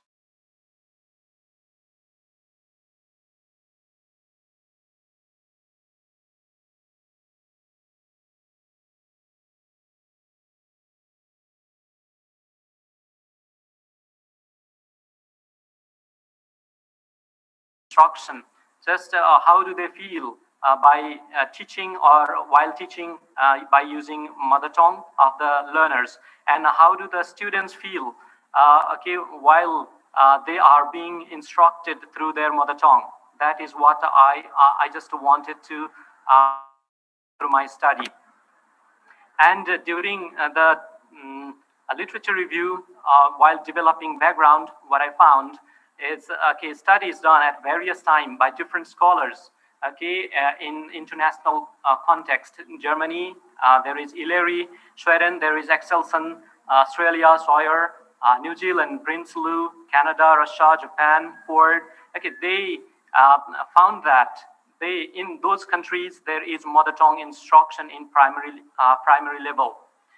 Likewise, in England also, there is a mother tongue education for minority groups, not all the people, not for all. And in the context of America, class 1998, and in Denmark, Nushe et al. 2010, China, Singapore, in 2014, they have just reported that they have no government policy of a mother tongue instruction. Okay, they just instruct by using second language of the learners. The Netherlands, though it had practiced mother tongue instruction in the previous time, has shifted to the second language instruction later on. Developing countries like Papua New Guinea, Philippines, South Korea, North Korea, Sri Lanka, Maldives, okay, they have mother tongue in, education. Okay, it is what the scholars okay found out what they reported through their research. India, okay, as McKinsey 2009 stated that there is mother tongue education in the tribal communities. There are 4 different languages, okay, that has been chosen okay, as a medium of instructions in different states. Likewise, Cambodia, there is a very low literacy rate in the highlands, where there is just a 10% literacy rate. It is because of second language instruction, and the government has just decided to instruct children by using their mother tongue. Thailand, Bangladesh, likewise South Africa, and sub-Saharan countries have a second language instruction. Okay, they don't have the provision of a mother tongue instruction. I found during literature review. And mother tongue instruction in the context of Nepal, okay, the constitution, as I already said, has the provision of mother tongue instruction to primary level of learners. Rai, Giri, and Fak, Sarma, Rana as well, Dapkota, okay, they concluded in the context of Nepal that the second language instruction is a threat to culture, identity, and so on of the indigenous people. The National Center for Educational Development, okay, that is here in Nepal, has imposed English in school education through School Sector Reform Project, SSRP, that is already completed 2009 to 2016, and School Sector Development Plan, SSDP 2016 to 2023. It is going on, okay, as Pradhan said, as a compulsory subject. And for the implementation of this, the British Council trains teachers to maintain English medium instructions, okay, to specifically the government-aided schools. And for the analysis and interpretation of data, I just developed various themes. Okay, so literature review on the themes: teachers' perceptions, teacher in mother tongue, teaching in mother tongue, learners' experience of receiving education in mother tongue, likewise mother tongue instruction in developed countries and in the context of developed countries, Asian countries, okay, mother tongue instruction in Nepal. Okay, these sort of themes have been developed just to organize the data, okay, and to interpret them and just to come into the conclusion. Based on the literature review, I found that the teachers in Turkey, Philippines... Mr. Pandit, you have 5 minutes more time. Let's say, yes, sir. Turkey, Philippines, Indonesia, Spain, Kazakhstan, South Africa have perceived mother tongue education instruction positively. But in Kenya, they have negative perception. Means, again, just on the basis of analysis of secondary sources of data, I found that in these countries, the teachers are found to have positive attitude, positive perceptions, okay, to use mother tongue in the primary level of classes, let me say, primary classes. Likewise, learners in Slovenia, Zimbabwe, and Iran are found to have positive experience of mother tongue instruction, okay. It is just related to learners' experience, okay. The learners who have been instructed by using mother tongue, they found it very much facilitating, okay, to understand the things. African and Pakistan, they have a negative perception, right? The learners in Africa and in Pakistan, they were found to have negative attitude, negative perceptions, okay, towards mother tongue instruction. They want to be instructed by second language that is dominant one. Learners in Japan and Saudi Arabia also have negative perceptions to mother tongue instruction. Okay, as they have to shift to another language in secondary level. So why to be instructed in mother tongue in primary level? Just thinking so, they have negative perceptions towards the instruction, mother tongue instruction. Likewise, they were found to be seeking for native speakers to teach them English language. In these countries, Saudi Arabia and Japan, they prefer English to be taught by native speakers, not the one who has competency, who has ability, okay, of their own country. They don't want to be instructed by just Japanese or Saudi Arabian people. They want native speakers of English. They want it just to maintain the standard there. And the methodology I just implemented of the research is, okay, it is qualitative data and a qualitative research, interpretive, phenomenological analysis will be there. Okay, context, primary learners being taught in source language, let me say, ignoring the constitution and child rights. Okay, by ignoring child rights and constitution of Nepal, okay, children are being instructed in the second language. Okay, just how is the perception of that? That just attracted me to conduct the research. And convenient sampling of the research articles, books, and internet archives, and analyzing them is what I did. Okay, for this particular conclusion, okay, just but in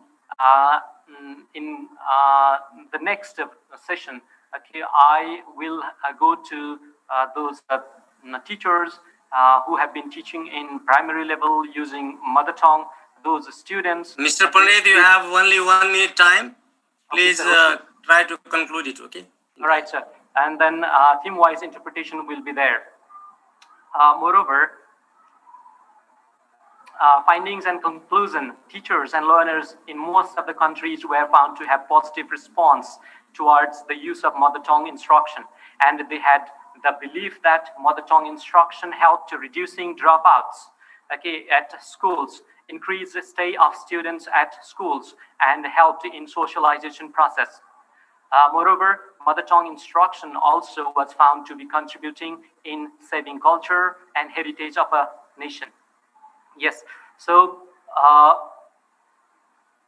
yes, moreover, contributing for the longer stay of students at school, and then found remarkable in, okay, parents' involvement was found remarkable in teaching children, right, dropouts is minimized, and socializing agent. Okay, mother tongue instruction is a socializing agent in the society, contributed in integration of children of different ethnic groups. Okay, these are some of the findings I just have listed out, okay, through the literature review that I have been able to do up to now. Thank you very much.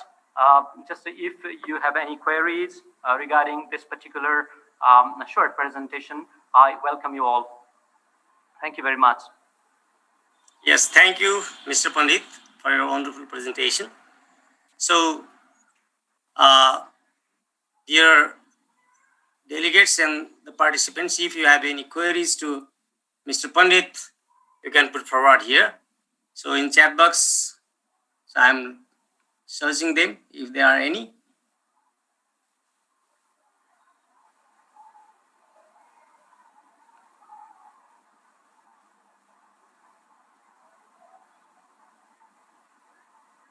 Yes, now you have one question from Emanath Adhikari. Is that, Mr. Pandit, is it possible to adopt MTI in multilingual country like Nepal? This is the question to you, Mr. All Pandit. right. Okay, thank you very much, Yamnath sir, for just asking beautiful question. Right, okay, Nepal is a multilingual country having 123 plus languages, and geographically, the residence is very much scattered, and it is not easy for the government to run multilingual, to offer multilingual education to all the children. But what I think is just to the community where there is the residence of a particular ethnic group. Just for example, a Gurung community where there is the residence of most of the Gurung people, we can offer Gurung education. Okay, they can be instructed through Gurung language up to primary level. Okay, maybe in the Gurung community there is another, there are some few people residing, of another community, who speak Mogar language. At that time, it is difficult. But what I mean to say is, where there is dominance of a particular community, we can offer education through their languages. We can just try, even if it is not possible to offer education to Gurung, Mogar, Rai, or other language speakers within the same school, same community, it is not possible. But just where there is dominance of a particular community, we can offer education to them with their language. Yes, thank you. Thank you, Mr. Pandit. I think, Yamnath sir, you might have been satisfied with Mr. Pandit's answer. Can I put a query, please? Yes, please. Yes, Somnath. Mr. Said, because of the dominance of particular community, we can use a particular language to instruct the students, right? Actually, in that situation, in some communities, okay, there might be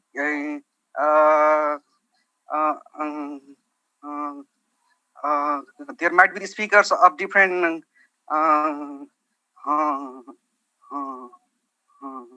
languages,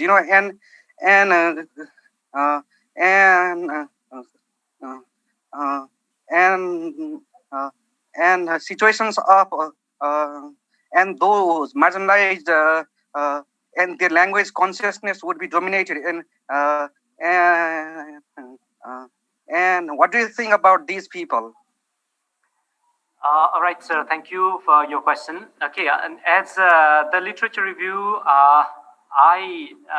through the literature review, what I found is, because of the lack of mother tongue instruction, there are so many communities who, the parents who are hesitating to send their children to such type of schools. But if there is a mother tongue instruction, at least to the at least in the language of the dominant community, then majority of the students, majority of the small children will come into the mainstream of education, right? It is, of course, just a finding of international practice. Okay, what I found while going through those literatures. Yes, we are running out of time. Thank you, Mr. Pandit, for your wonderful presentation. I'm sorry we could not address Somnath Gimire's answer well. So it's time for the next presenter here. So thank you very much, Bhumiraj sir. Thank you very much for listening. And thank you for all the people who raised questions and who attentively listened and attended the program. Thank you very much. Yes, now I would like to welcome another participant here, Mr. Binod Dawadi, as the second presenter of in this session in the room number 1, and he is an MPhil scholar of Kathmandu University. Now he is currently working at the secondary level English language teacher in Amarjyoti Secondary School. Now, Mr. Binod Dawadi, so it's over to you. Please start your presentation. Namaste, Sarah sir. Good morning. And once again, namaste to all dignitaries as well as scholars from home and abroad. First of all, my heartfelt thanks go to the moderator, respected Sharad Paudel sir, for having me over here. I feel quite privileged and honored to be one of the presenters in this webinar. It's my first experience being a presenter at NOU, although I have been engaging in various national and international conferences now and then. I see the effort made by Dr. Korna sir and all the scholars of NOU, Dr. Valu, who keeps us inspiring. I remember his words that he spoke yesterday. Let's not be stranger, keep in touch although we are physically apart. My heartfelt thanks go to all the stakeholders of this STAR conference team, as they have spent so many sleepless nights to happen this in a well success. This morning I have some virtual to you all with my recent research work which I got published recently. One of the journals. Now I'm not taking much time of you all. I will have completed my talk by 15 to 20 minutes. Let me allow to share my screen with you all. So can I share my screen, sir?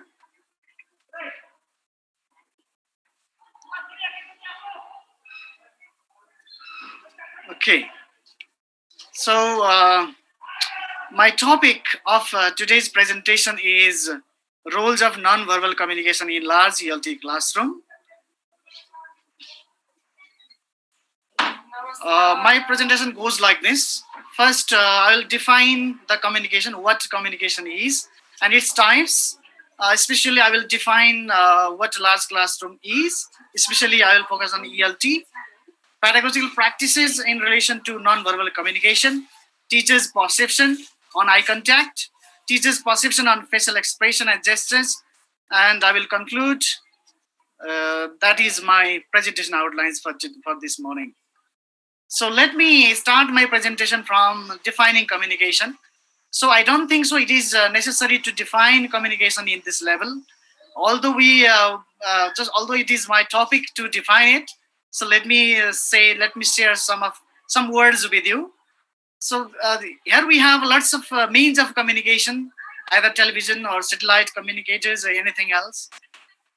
So normally there are four types of communication, like we read, we study verbal communication, non-verbal communication, or written communication, or visual communication, as Will Command 2018 mentioned.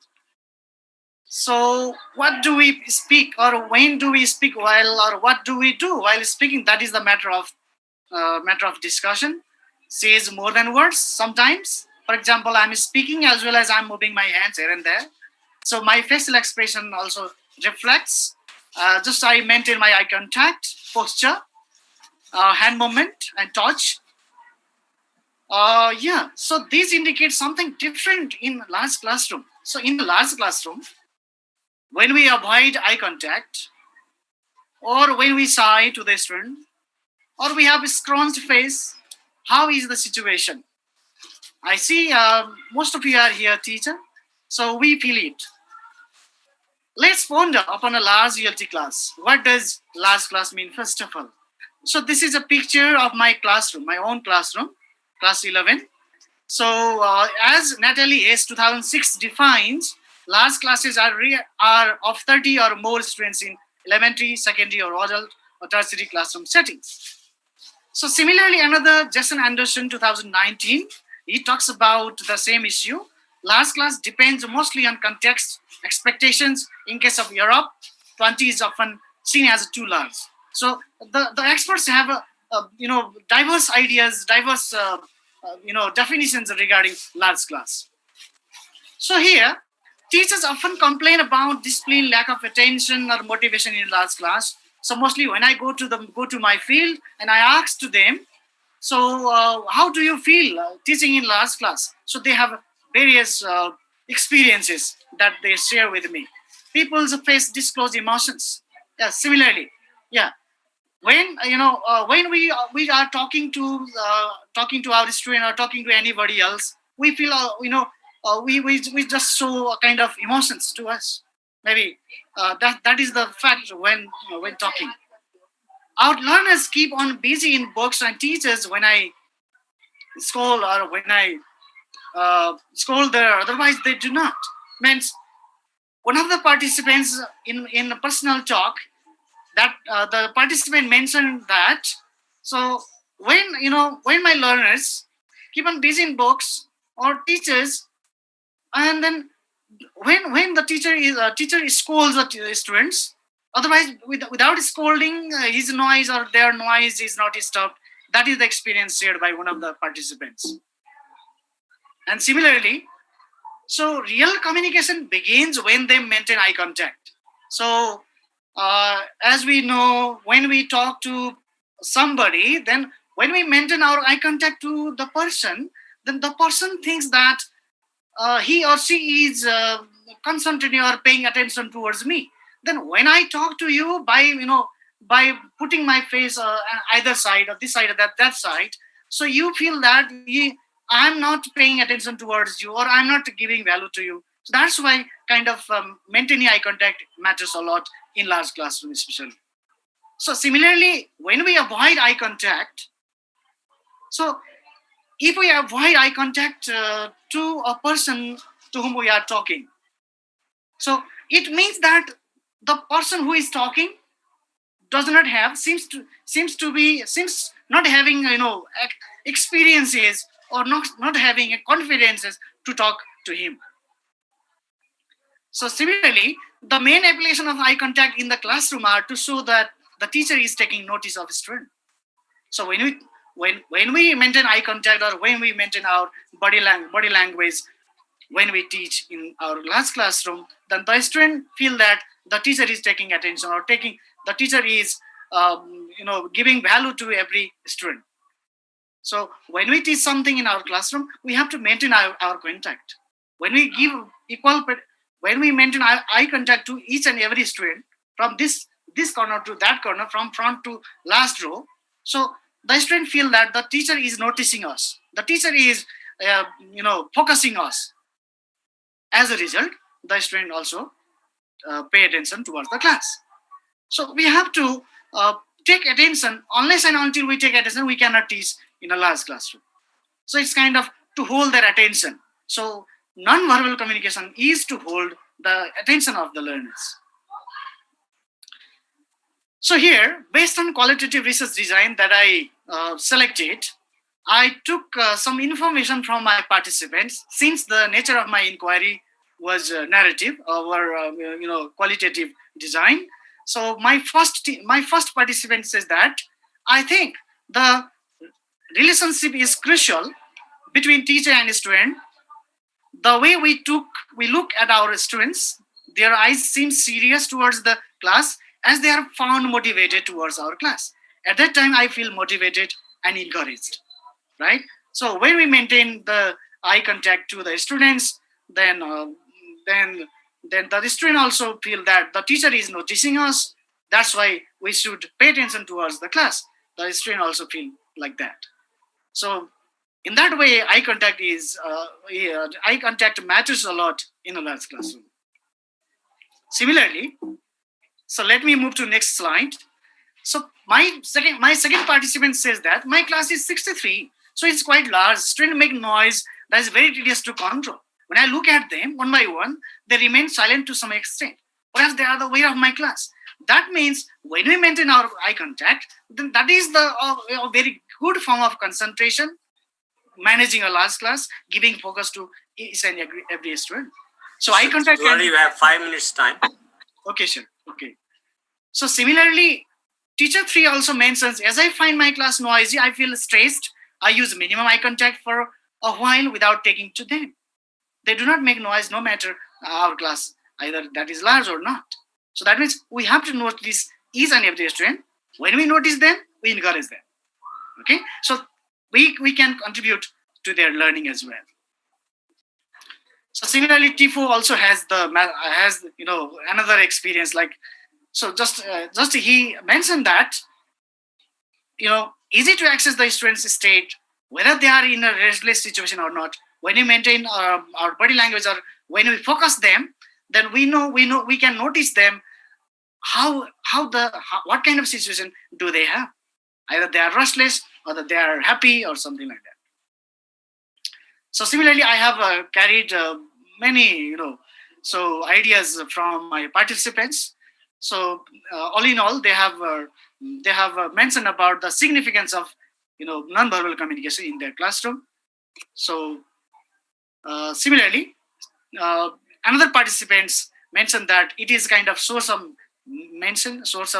motivation, right? It is one of the best ways to manage unwanted behaviors even in large classroom as well. So it assists them to understand every learner. That's why it is necessary. So I would like to conclude over here. So non-verbal clues are perceived with eye contact, mimics, gestures, hands and body's movement. So these are the main soul of non-verbal communication that we do. Non-verbal communication clues are for the source of motivation, for well concentration. Yeah, when we maintain all these things, then we can take their concentration as well. For enthusiasm of the learners, tool for gaining, maintaining attention during the teaching learning processes. So it's an asset of ELT, English language teaching. Helps to increase their understanding of the topics for better large classroom management. That's why, so all in all, I have come to conclusion that non-verbal communication plays vital role in large classroom. That is the reference, and thank you. If you have any queries, you are welcome. Yes. Thank you, Mr. Dawari. So, there are some questions, I think, in the chat box there. Bimprasad Acharya is asking you a question. Based on your experience, what can be the role of the body language in students' attention? Thank you, Bhim sir. It's a very beautiful question that I supposed to answer. Actually, body language also plays a vital role in the classroom, even in teaching a large classroom. So, body language, when we are confident or confident body language or non-confident body language. So, when we are confident, the students are attentive, or they are quiet. They are well disciplined. They seem to be well disciplined in a classroom. When we are not confident, when we fail to maintain all these activity, all these actions, then the students do not listen to us. The student may not pay attention towards your class. That's why. So I don't think so. This is my ideas about the large classroom management based on the by using body language. I would like to say this much, because this my paper only mention all these things, but still I'm a learner. I have to study a lot about body language and other things. Thank you for the question. Yes. So I don't have any more questions in chat box here. If anyone from the participants would like to ask question to Mr. Pandit regarding his presentation, you are welcome here. Excuse me.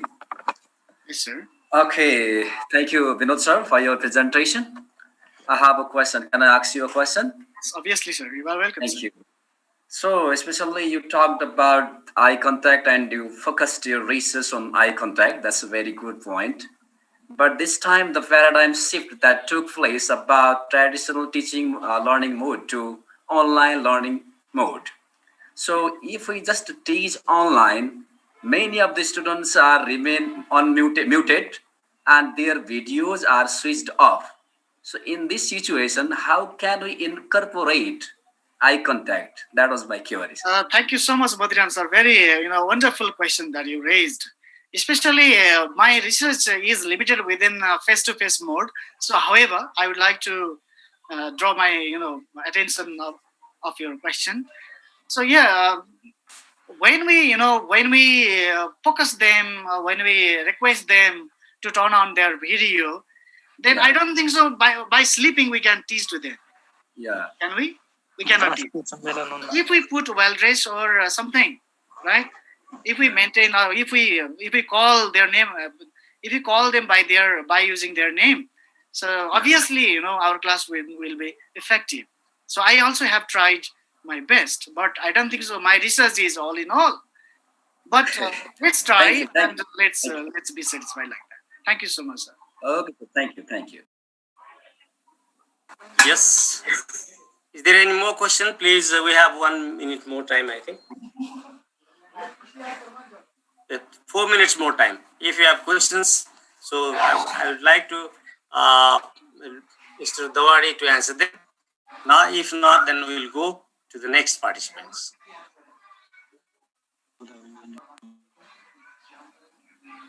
So I think no question is there for Mr.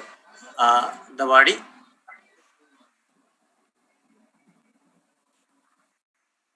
Oh, sorry.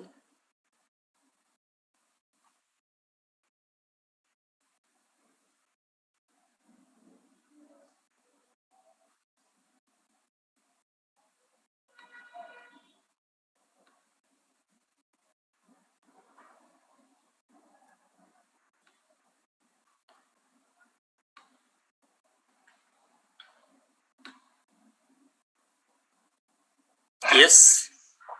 So I found no question there. Yeah, I found one. I think it's not a question. So we'd like to go to the next participants, and thank you very much, Mr. Dawadi, for this time, for your wonderful presentation and your responses. I thank you, Sarad sir, and all the participants in my session, those who encouraged me and those who listened to me. Thank you so much once again. Yes, actually, this session was provided by my co-moderator, Mr. Lamichani. By the way, his internet has gone and he's away from here. So I would like to request Dr. Jeevan Khadka, sir, for his presentation. So, Dr. Jeevan Khadka, he is the Associate Professor of Education in Nepal Open University, and he is PhD in school leadership from Kathmandu University. Now he has been taking responsibility of coordinator of MPhil program in Nepal Open University. Now it's over to you, Dr. Khadka. Please proceed forward. Sir, am I audible as well as visible? Yes, sir. We are hearing you, sir. Okay, thank you, Sarajji. Chair of this session, moderators and participants. I am Jeevan Khadka from Nepal Open University. The presentation of this paper on the topic is Quality Assurance of E-Assessment, a case of Nepal Open University.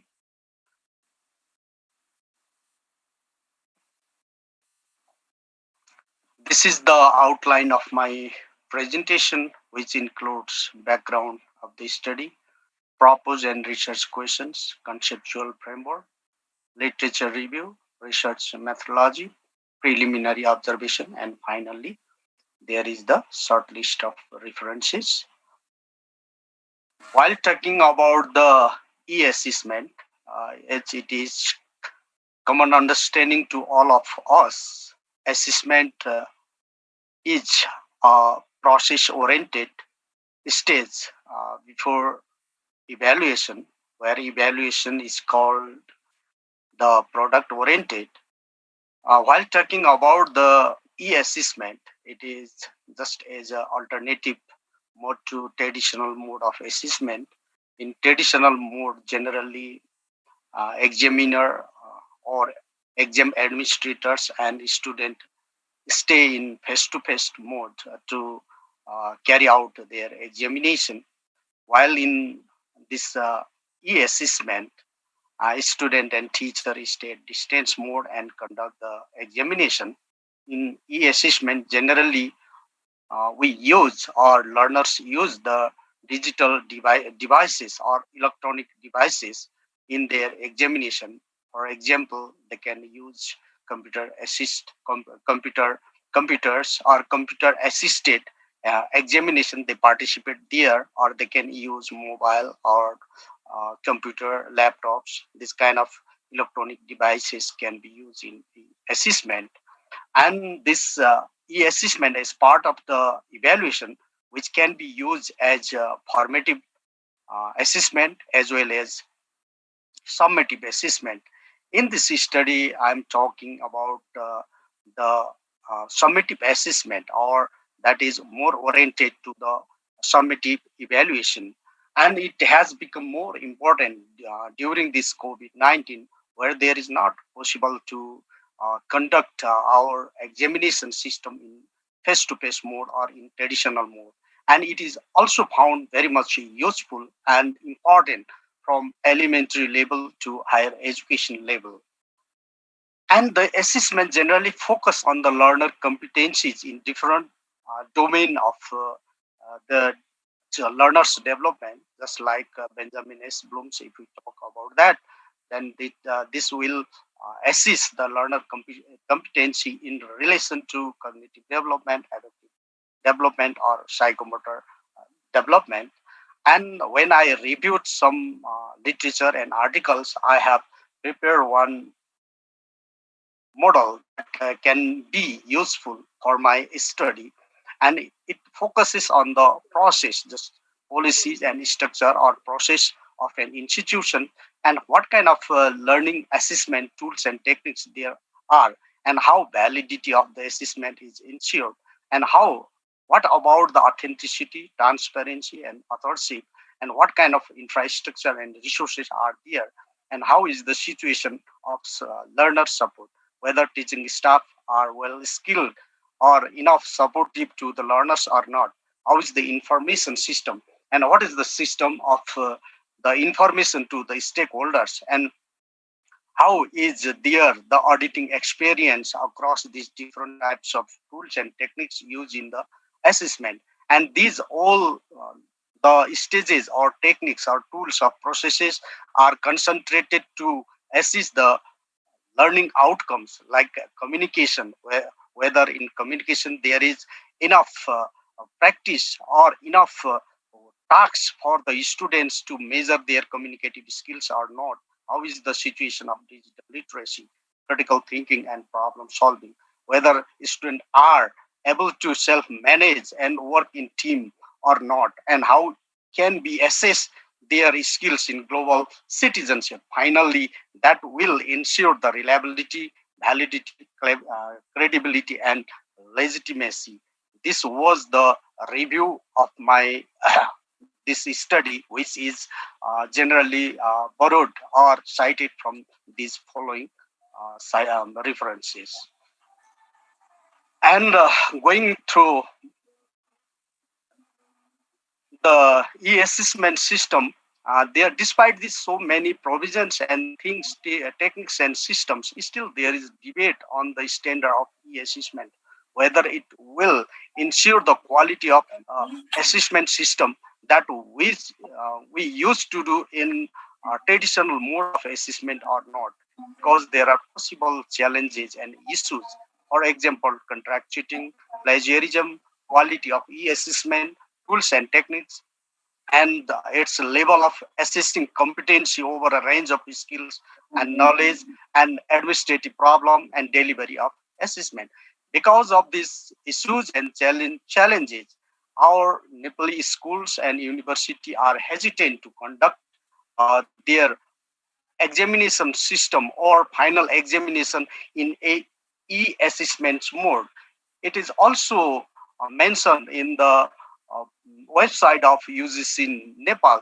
Their academic calendar is affected and their regular classes are stopped, and they are unable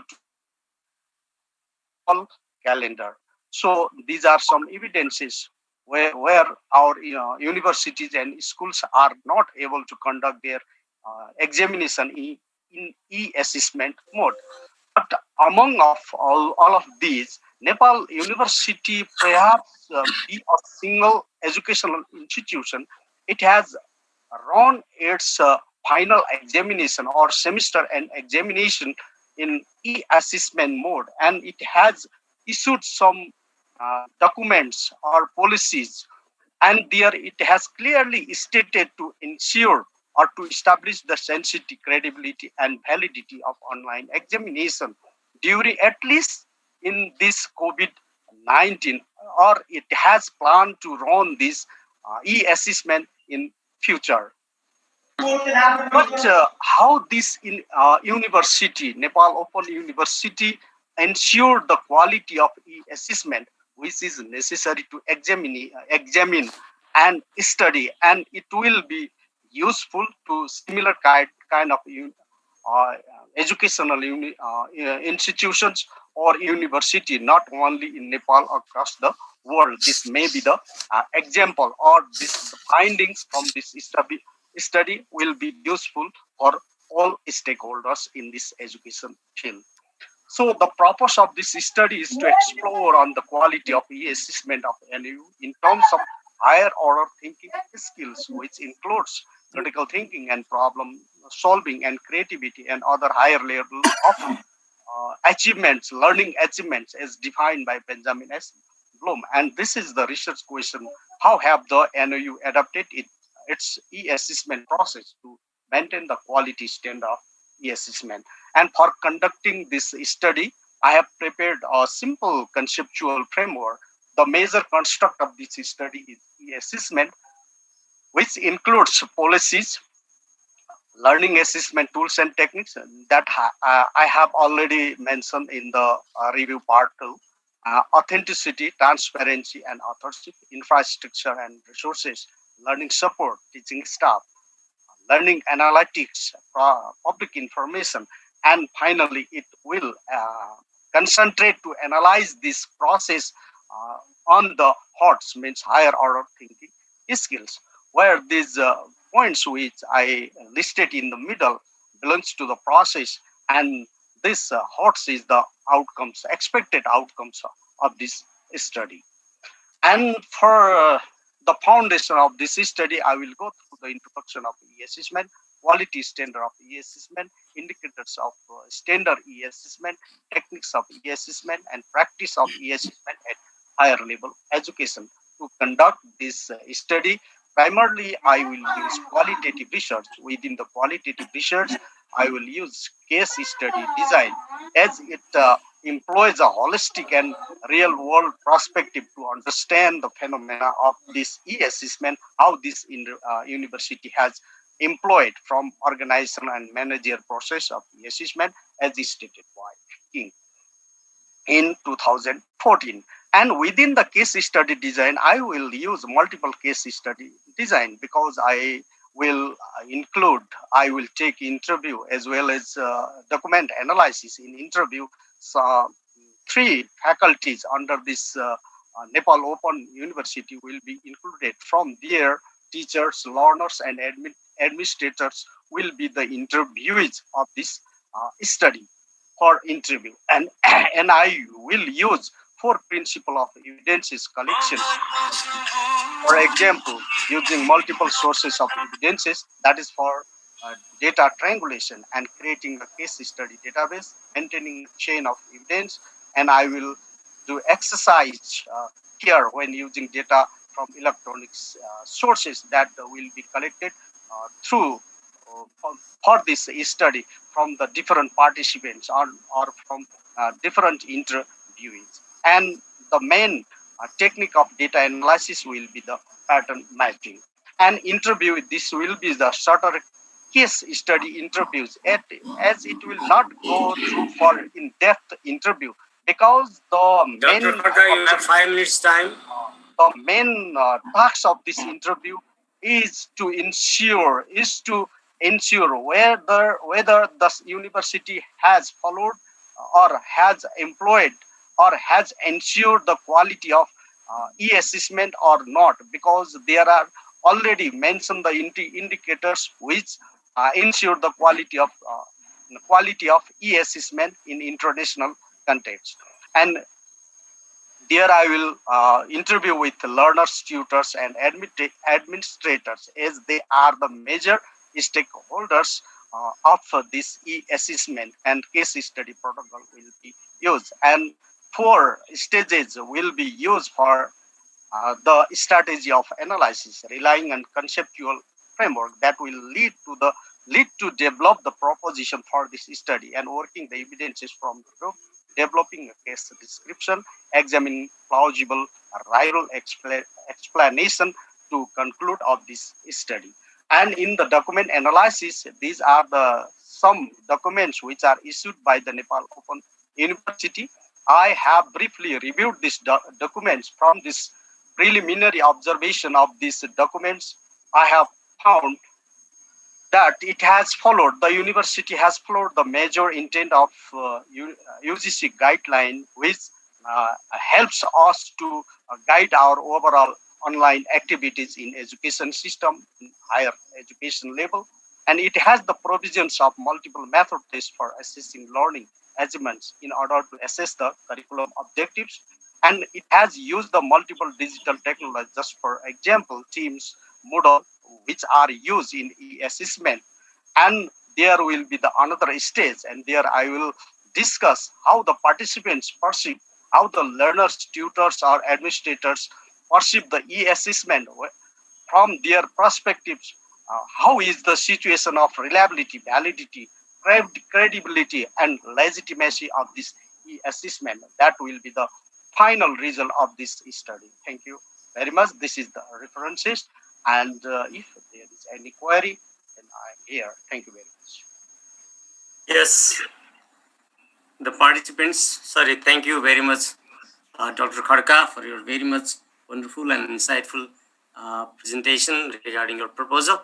And all the participants, you are requested to put some questions forward to Dr. Khadka if you have. So I have not found any questions in chat box so far. So if you have any queries, please come to the front.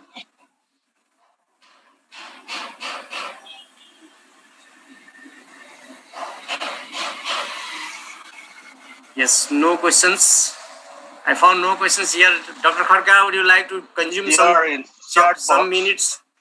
Excuse me, in chat box, I saw one question. There is no new question, sir. What was the problem of e-assessment? Here, one thing. Yes, please, sir. Thank you very much. Thank you for this question. What are the problems of e-assessment? When I went through the literature, and myself, I'm involved in e-assessments, there are so many problems, but which all I do not explain here.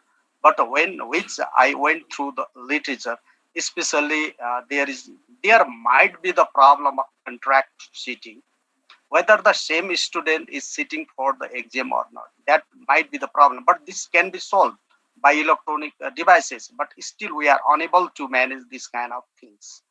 And another problem might be there, whether our questions measure the things what we want to measure. This might be also the problem of traditional examination. And there might be the other problem of infrastructure and process, whether there is enough infrastructure or not. There is all inclusive situation or not. There is fail-safe technology or not. When students are writing or participating in examination, they are able to write their thing and supply or submit their work at right time or not. These might be the problems. And what is the situation of plagiarism? That is the work is done by the same student or not, who want to be assisted there, who want to be assessed there, or their learning. We are assessing the same students' learning achievement, or it is borrowed from any other sources. So this kind of problems we may face. In face-to-face mode, directly students sit in front of the invigilators and they write their exam, and they express their opinion and views there. So there will not be such kind of chances. But if we are at distance, then how to ensure it? How to control the malpractices in examination? So this kind of things, whether these are controlled or not in this study to ensure the e-assessment. this is thing. I think I addressed our problem. Thank you very much.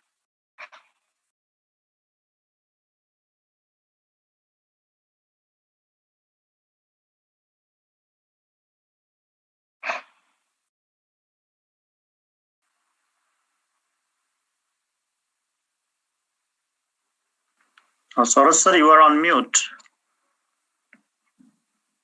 Thank you. Thank you, Dr. Kharka, for a wonderful presentation and the response to the question. So if you have any things to be shared, consumed couple of minutes, please. We have some time. Dr. Kharka, would you like to tell something on this forum here? Thank you, moderator and all the participants. As I am the program coordinator of Nepal Open University, I have been involving in e-assessment, and we have conducted this. But from research perspective, it is not done. I think not only here in Nepal Open University, in other universities and educational institutions too. So that this forum gave me opportunity and pushed me to work on this or to study on this in a systematic way, in a research-based way for this opportunity. Thank you very much for this conference.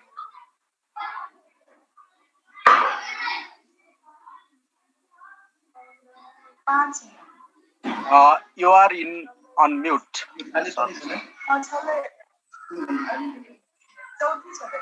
Yes.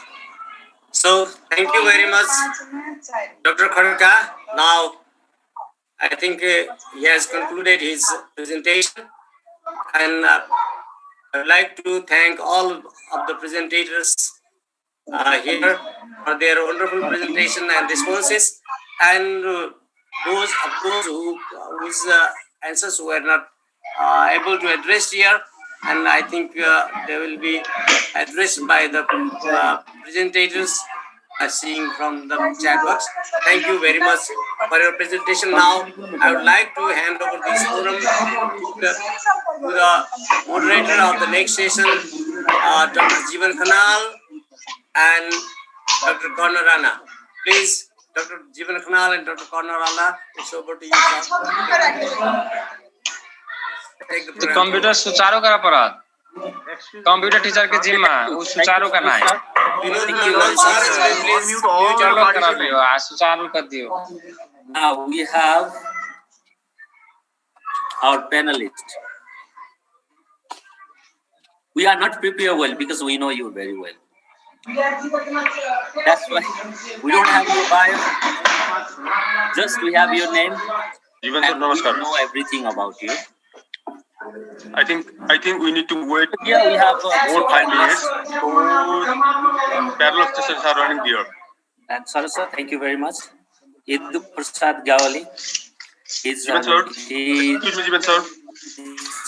our proud, we have to say, MP scholars working at Midwestern proud MP scholars of Nepal Open University, and is working in the internationally recognized organization that is Save the Children. Bandari, she is here. She is also a proud MP scholar. So, Karna sir, do you want to say? Participants, mute yourself.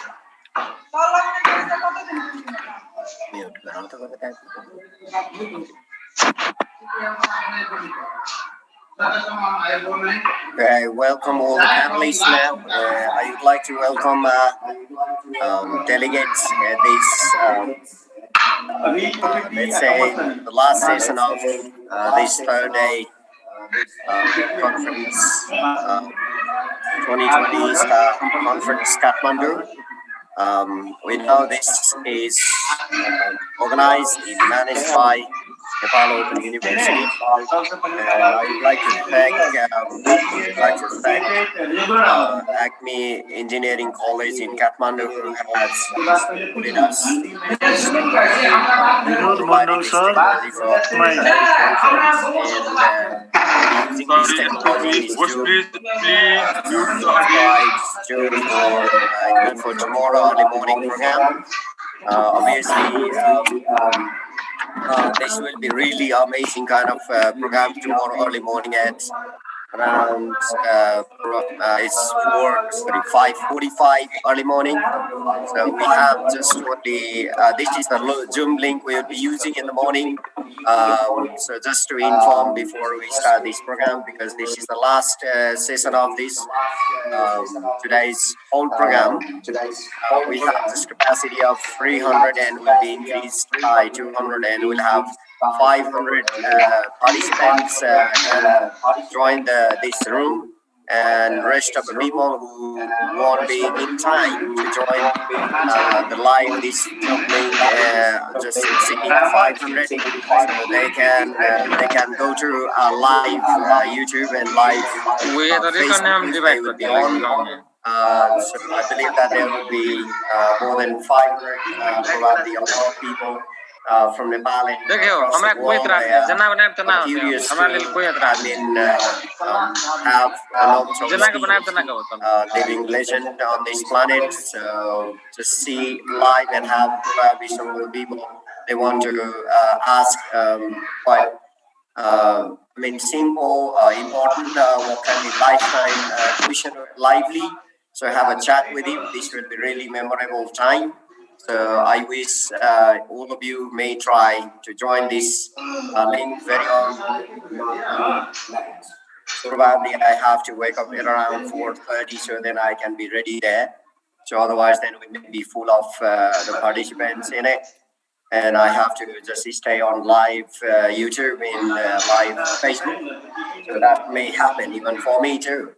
So when we go, so this may be the situation. Okay. So without delay, I would like to welcome so beautiful people and really dedicated and really energetic and the young scholars at the university, Nepal Open University. So am I on? So okay, I think I'm on. Okay, we have Atmaram Bhattrai, Edu Prasad Gewali, and then Josna Raj Bhandari. Josna Raj Bhandari. So they all are our MPhil scholars. So Dr. Kanal, he has introduced all of you. So I would like to just remind people Atmaram Bhattrai is MPhil in education scholar. So he's going to do his thesis now. Edu Prasad Gewaliji, so he's MPhil in English scholar. So he's going to do his thesis now. Then Josna Rasmandari is first semester MPhil in English scholar at Nepal Open University. So I would like to welcome you all. Anyone on there? So namaste. Okay. So without delay, I would like to go through our theme. That's international qualification and postgraduate students. So this theme, actually, we didn't highlight a lot on this theme because we want to be really generic and probably maybe specific in our conversation. So without any kind of, guidelines for the discussion, so I would like to begin from there. What international qualification in the context in Nepal and even abroad in many countries, particularly the countries like Nepal, developing countries, international qualification is highly valued. And it's not only here, highly valued. And more than this, and this has become a part of academic life. So there is a belief when we go to read a lot of publications about international students at different international journals or articles. So there are a lot of, evidences that a lot of students from Nepal, from India, from similar countries, they prefer to go to highly developed countries and want to study and achieve high level, let's say the degree from very topmost world class universities, degree from there. So there are situations, so we can find out that they just kind of degrees allow them to explore wide range of job opportunities from across the world, or at different national and international organizations or universities, or let's say different enterprises, or let's say multinational companies. And then more than that, we've got social prestige as well. So this is one of the things. We're much more family in the context of Nepal. If somebody comes a graduate from Harvard University, a graduate from Massachusetts University, somebody from Oxford University, somebody from Cambridge University, or similar kind of universities from the world. And in Asia, we know that NIT, National Institute of Technology, Singapore, let's say Hong Kong Education University or Hong Kong University. So there are so many universities, top class universities, top 20, top 50 universities. So we want such kind of, even other countries, they want such kind of people who are graduate from those universities, and they want to hire. There are many reasons. One of them is that academic performance. So the graduates at those universities, they learn some kind of academic things, and then after they, become really productive. It's, let's not say industrious, but more productive, and they contribute something to the bank of knowledge to develop not only institution, that's to develop society, and it's not only one country. That's a contribution, academic contribution. It's global contribution, not academic contributes not only to the bank of knowledge in the context of Nepal. This contributes to the world, because we know that we've got lots of these scholarships available online. So we do this one. So I would like to go ahead on it. So international qualification. So why? So it's MPhil scholars we have chosen as panelists. So your understanding. We want to know that. Okay, that's what is your understanding. So I would like to begin from Adu Prasad Gewali ji. So can you start that? Say, how is your understanding as a scholar, MPhil scholar? You have done masters from here. You have done, you've been doing masters in education, and you might be thinking about your PhD. So, what is your, normal perception and understanding about these kind of things? Qualification, postgraduate means masters or PhD qualification, international qualification. So, what is your understanding about these kind of things? What I was telling about the existing knowledge from different kind of publications and local understanding. So what is your understanding now, please? Thank you, Dr. Rana. Am I audible? Hello? Yes, sir. Yes, Can you hear me? Okay. Thank you, Dr. Rana, for this opportunity. First, I would like to thank Nepal Open University and the 2020 conference team for giving me this opportunity as a panelist one. Hello? Atmaram Bhattrai sir is there, and Joshana Raj Bhandari. Yes, sir. Please, sir. Jeevan sir is talking. Thank you, sir. Thank you, sir. I can't hear you. Can you hear me, sir? Can you hear me? We are hearing. Hello? But Jeevan sir said not hearing. Hello? We can hear. Now we can hear. Yes, okay, please. Thank you, sir. Yes, actually, while talking about international qualification and about these postgraduate students, I observe myself, I believe myself that the students need to have the capacity to handle the situation. Like we are learning, we are getting certificates, we are getting this CGPA, this division, this one, these things, but the qualification lies towards the capacity to work. Suppose if I am MPhil scholar, if I'm graduate from MPhil, then if I cannot write an article, if I cannot publish anything, so if I cannot contribute to any conferences, if I cannot present in the conferences, there I think the qualification lacks there. That's why the qualification, especially international qualification, especially deals toward the capacity of the learners, what they have to do according to the situation they have to be. so that especially the postgraduate students need to have the content knowledge, need to have the contextual knowledge variations, and similarly, the another very important thing is connected with the technological concept.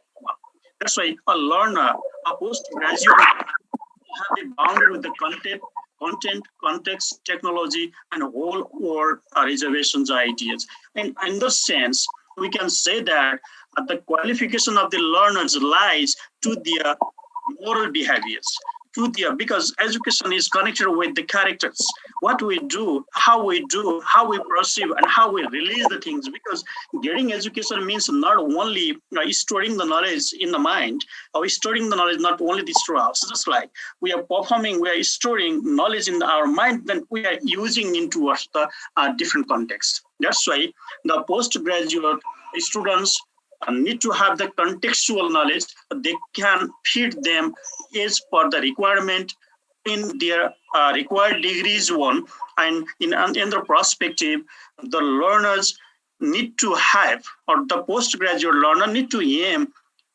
towards getting some more ideas about the publications, or ideas about presentations, or presenting them towards the realities, because by these relatives, there will be the networks, and these postgraduate works are not only certificate works, these are the works about the build-up of the networks and working with the different scholars. Yes, now we did the work, we organized the conference, and it's one of the qualification works, just that Nepal Open University provide us the opportunity. That is what it means. We learners are getting the things. We learners are realizing the things in the real platforms one. That's why the need of the international qualification is contextual knowledge, and the knowledge which needs is per the requirement towards the need of the societal framework also. Thank you, sir.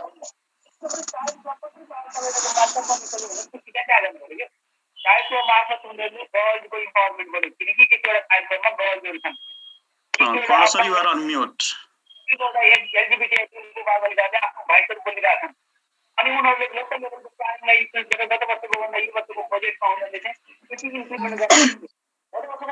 Sir, you are muted. Sir.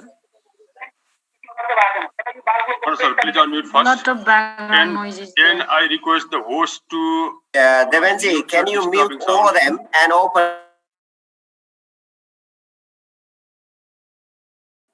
Thank you. I got it now. Thank you so much. So, well, thank you, Eduji. It was really nice point that, the qualification, postgraduate qualification is not just the certificate. And there is something else. That knowledge is quite contextualized. That makes sense to the, something contribution. Well, you added this conference knowledge. The opportunity and the knowledge you have got, then you contribute to something else. You act in situation. That's really nice point. So I will come back to you later. So I would like to go to Atmaramji. So I want to come to you. What's your perception and your understanding about international qualification? What that international qualification is in your view? What that international qualification is in your view? Thank you. Thank you so much, Dr. Rana. And I would like to thank Nepal Open University and Star Scholars and Star Conference organizing team for this opportunity. This is my first effort and first participation in this like this sessions. That's why you may feel some agitation on my face. Don't yes. Regarding the question, yes, you shared that connecting with Edu sir's ideas, the qualifications for postgraduate is for not only the certificate, for doing something differently. I think so. For doing something differently, because it obviously supports us developing the skill on critical thinking, developing the skill on analytical skill, developing the thinking skills and collaborative skills, and so on. And it also supports us to think differently while doing something. That's why connecting to the international qualifications, it is mostly based on the research. It is mostly based on the improving background, improving the knowledge and skills on the research, skills on and global understanding and global knowledge. Yeah, if we receive any international qualifications, any international degrees, that may be utilized. I think that may be utilized all over the globe. Yeah, not only Nepal, not only India, not only other countries. That may be utilized all over the globe. Yeah, for example, if someone PhD from any other countries, maintaining international standard, international qualification, he may be employed, he may get service, he may get job, or she may get job from every countries, every universities, and everywhere. That is my understanding about international qualification. Thank you so much, sir. Thank you so much, Atmaramji. It's really nice that you added a point that the skills the international graduates need to have. Probably your understanding is that's fine. I want to go there. Just trying to take you to the point. Qualification. That's you gain some kind of knowledge, skills. So with the help of this one, you can survive in the ground of the wall anywhere. So wherever you go, that you can survive that. So the qualification is that. So beyond the certificate, the certificate is there, but you mean to say that skills, this is kind of skills and knowledge you need from the qualification that helps you. That helps. This kind of skills help you survive in the changing world. Okay, thank you so much. So I will come back to you with this point. So now I would like to go to Josna Rajbandari. So I'm coming with a similar kind of questions, but slightly I maybe think that the contextually we've got so much of the problems with. So we talk about a lot of inclusion in education, inclusion in family, inclusion in society, inclusion in a lot of opportunities. Well, you understand that it's not so easy for females. It's not only in the context of Nepal, that's, across the world. So, to achieve this postgraduate qualification, you might be one of the rare girls on this planet. Okay, so to achieve this higher level of qualification. And what is your understanding that you may have you may be expecting to continue your PhD after this qualification, this higher level qualification, MPhil qualification. What's your understanding about international qualification? So can you highlight it, your understanding, so quite openly, don't feel hesitation. Thank you. Thank you, Dr. Rana. I hope I'm being audible. Yes, you are. Yes. Namaskar, and thank you everyone for this wonderful opportunity, for giving me platform to share some of my ideas. Well, I think Yadu sir and Atmaram sir has almost said about put forth their ideas regarding the international qualification. I don't have to go much there defining what it exactly is. In my understanding, like when I decided to pursue my post-graduation degree in the form of MPhil, a lot of reaction that came around me as being a female, as being a homemaker, as being here restricted with so many family responsibilities. I was questioned, why? What will you do after this? After you have already achieved your master's degree, what is the necessity to continue to pursue further degree? They could not understand that this is not just a degree. Like Yadu sir said, post-graduation is not just about getting a certificate, getting a degree. Rather, it's like contextualizing your knowledge. Rather, it is more like implementing what you have learned. So this is a different experience. I was not able to explain to all those whoever approached me, whoever negatively scrutinized me for trying to pursue my post-graduation. They were like, what is the necessary? You are going to work in the college teaching, you are going to look after your children, you are going to just be in the kitchen. What is the necessity of pursuing further education? That was the question that all of them asked me. Some of them were very supportive enough.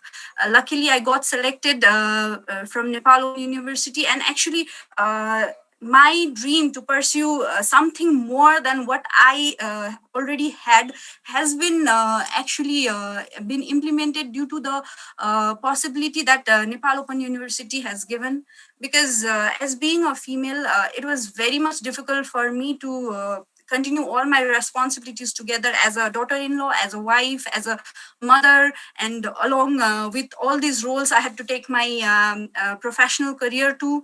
And in such a scenario, I was actually thinking for taking this MPhil somewhere, but it was really not coming into particular settlement how I'm going to pursue my education. So I suddenly came to know about that there is this Nepal Open University that provides you these kind of degrees, that provides you these kind of learning from your home only. So that's why it has actually been possible for me as a female, as a married woman, as a mother. This is really being possible due to Nepal Open University. So I'm very thankful because Nepal Open University has been giving virtual education long before than the actual pandemic started. Actually, this experience has supported me to take my online classes right now. I can so easily and skillfully take my classes. So I'm very, very thankful to Nepal Open University for this opportunity. And also, there is a great charm of this international qualification in our market. Definitely, because due to the curriculum structure that it is more participatory, it is more interactive, it is more like skill driven than knowledge driven. Rather than focusing on giving you knowledge, it focuses to use that knowledge in our practical real life. We are learning so many things. We are so lucky to be taught by such great mentors here. This is really a very, very new experience for a person like me. I am actually seeing the difference. The Jyotsna that was before pursuing her post-graduation MPhil, and the Jyotsna that I see myself today is someone very different due to the efforts put by our mentors and due to the facility that has been provided by Nepal Open University. So that is it. Thank you. Thank you. Thank you so much, Raj Bhandarji. It's really a nice point that I think I can come down to the point that qualification, probably the international qualification, probably what people have that understanding, somebody gets qualification from Harvard University, or somebody gets qualification from Japan, somebody gets qualification from Sydney, somebody gets from qualification from London. So probably I think people may have a little bit understanding, that kind of understanding in our context. So I think from your point, I would like to point out this one is where the qualification is.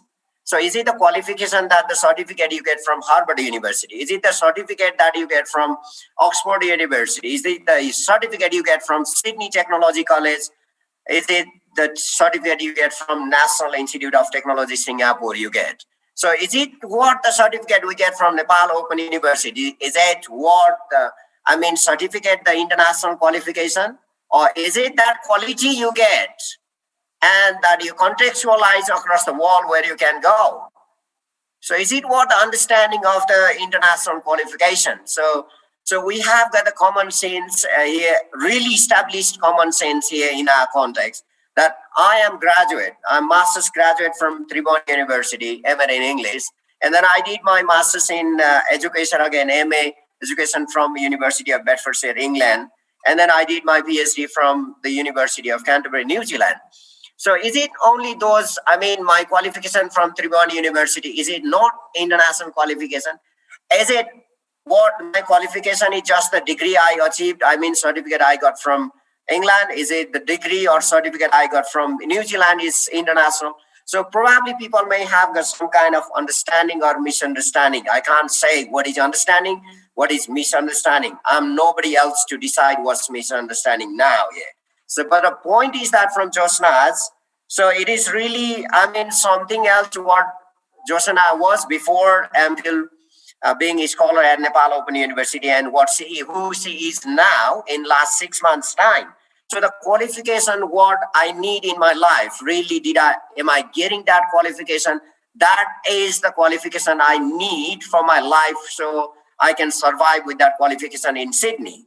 Is it that qualification I'm getting that I can survive with it in England? So I can survive with it in Washington, D.C., so elsewhere. So that's where the connection is. It's a simple point she was pointing out, but it was really important points she was pointing out. What's the meaning of that international qualification and connected its association with postgraduate students. So I would like to go there now a little bit. So I'll come back to your points there, which you highlighted. But before that, I want to just go to one of the points I found yesterday. It was really important thing, World Education News and Reviews. And that World Education and News and Reviews. And I want to come back to this one. What is the local understanding? So mobility of students internationally, okay? Students outbound Nepal's mobility. I want to just only point out, just to come back to you. So what is the understanding, local understanding of international in the context of Nepal? So the data shows in 2006, and from Nepal and outbound students were 11,438, which was in the following year, 2007, it was about 15,961. Well, I can't read all of them, but I want to come to 2012, let's say after 5 years. So that was double, nearly 29,460 outbound students in 2012.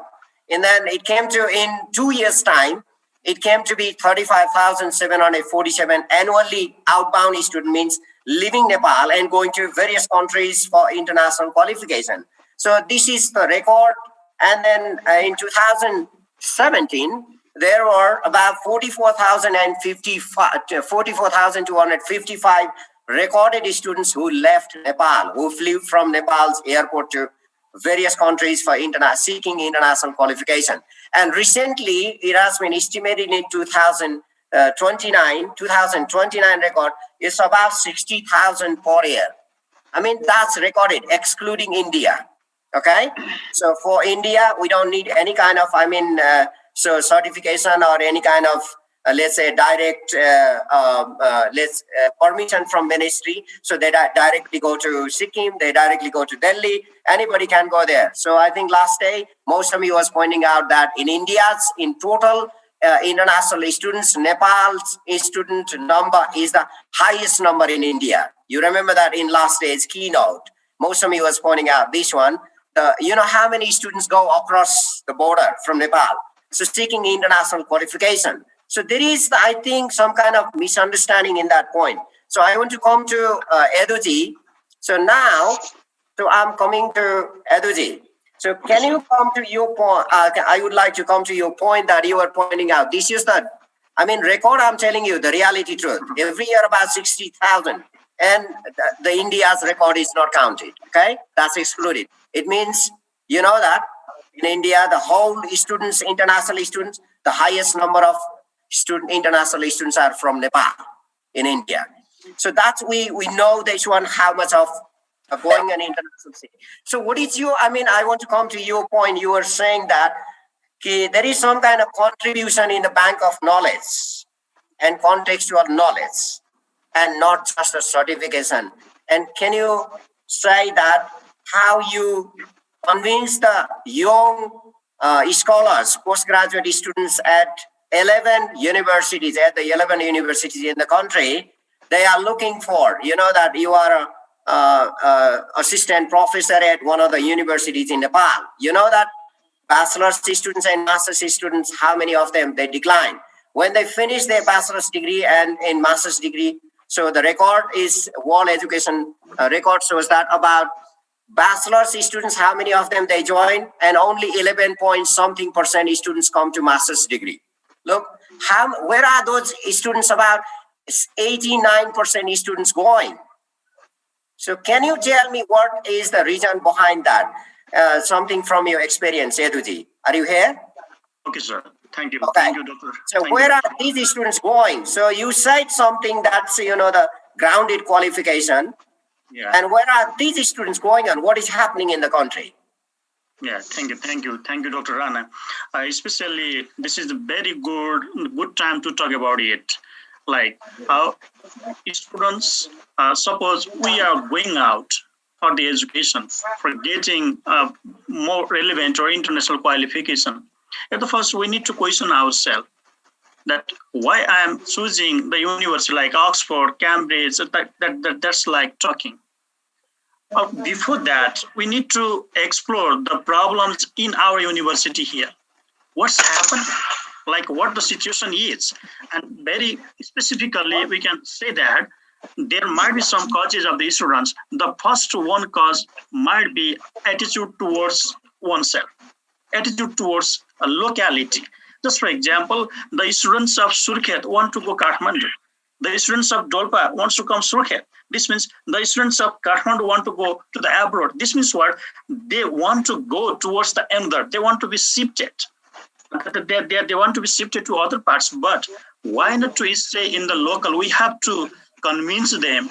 There might be lack of some convincing plan from our side, or there might be some lacking of the policy level. Like in educational policy, the government may not be taking it seriously towards the students. Like for these cases, we have the problem of brain drain, and now we are also talking about brain drain. This is one of the causes. There might be some lack of the policies. The first thing I want to do this thing. Next thing is there is one attitudinal problem. If there is any institution in the locality that's running smoothly, people do not take it easily. Oh, there is the program. Oh, there is the PhD. Oh, there is the MPhil. Oh, you are doing MPhil. You are doing PhD. Oh, this 35 years young man become the dean that can do the work. These kinds of perception are there in the mind of the people. By this perception, people are flying over.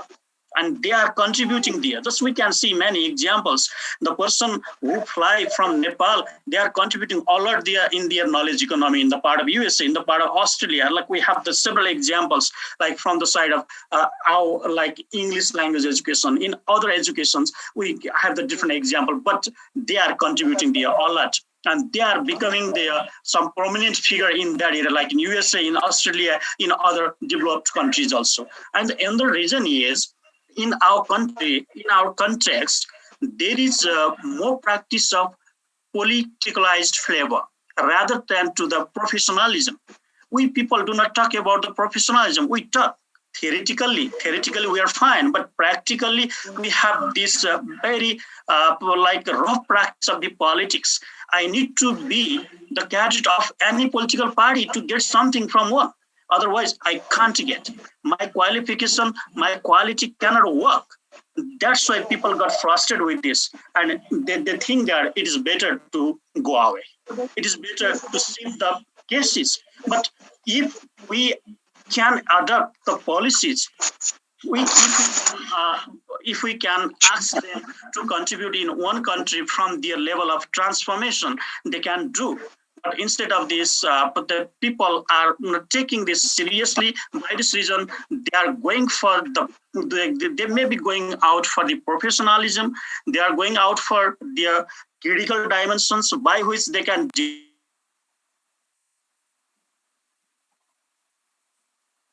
you unmute? Mute. Please Sorry. unmute. They think themselves, then like we also find someone is commenting, for example, यस्तो मान्छे पनि यहाँ नेपालमा बसेर हुन्छ र नेपालमा किन बसिरहेको होला. This comment we can find by the people. This means how we see our locality. Especially we are ignoring our local efforts, we are ignoring our locality, we are just looking for the global realities, but not we are looking for our local realities. We can do something from here. These kinds of awareness, we need to put them, we need to put ourselves, yes, we are highly aware towards the discourses that is going to develop, but we need to be conscious on it. And thank you.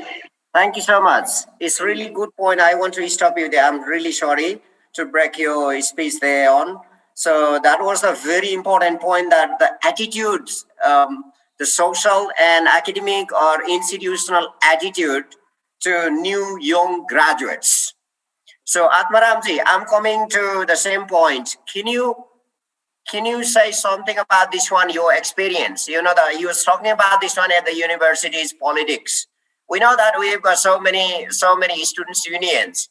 So for me, I might have become the member of certain specific student union at Nepal's universities when I was a student. But when I went to be a student at international university, so I became the member, but there was none of that membership was not connected with any political party. That was the union, particularly welfare union. We have got so many of the politics he talked about at the university, the students alliance or students alliance with so many political parties probably. This is what he's telling the reality. And along with this one, the local or institutional or let's say academic attitude towards the young graduates. Why do you think such kind of attitude has been established in the country? So that's what he's telling, that the reason because of this one, so many young graduates, they want to explore the quite peaceful and beautiful place. So where they can, explore their ways of life or contribute something in their life, survive, maybe across the world. So leaving this country, this is one of the reasons Yadaji pointed out. What is your idea about this one? So attitude towards young graduates. Yeah, thank you. Thank you so much, Dr. Rana, for the question. Nice question. I would like to, I would not like to go only to attitude, what Edu sir said. He also raised other concerns as well. Yeah. One of the another concern is political issue of our country. Going through the structure of our universities, let's say here, somewhere the chancellor of the universities are the prime minister. Somewhere the chancellor of the university are the Ministry of Education, Science and Technology. They are the political figure. They are the political leader, and they have interest more on political issues rather than the education issues, improving education issues. That's why the system should be changed. Yeah, the leadership of the universities should be taken by the I mean to say they are not qualified. Yeah, qualified people in terms of they have nice experience on international qualification. Yeah, nice experience on international qualifications, and they can assume I would like to develop my university like this university, for example, Oxford University, for example, another university. Yeah, and another part is that when we flew over the international for the international qualifications, we will get there more opportunity. Yeah, we will get opportunity for reading there, learning there, and we get more opportunity for earning also there. If we perform our good qualification, the university will employ us there. Yeah, that is another point. But in Nepal, whatever we did best in terms of qualification, there may be the political issue to get employed here. Yeah, that is another situation. On the other hand, I was looking at the UGC data this morning, going through the information.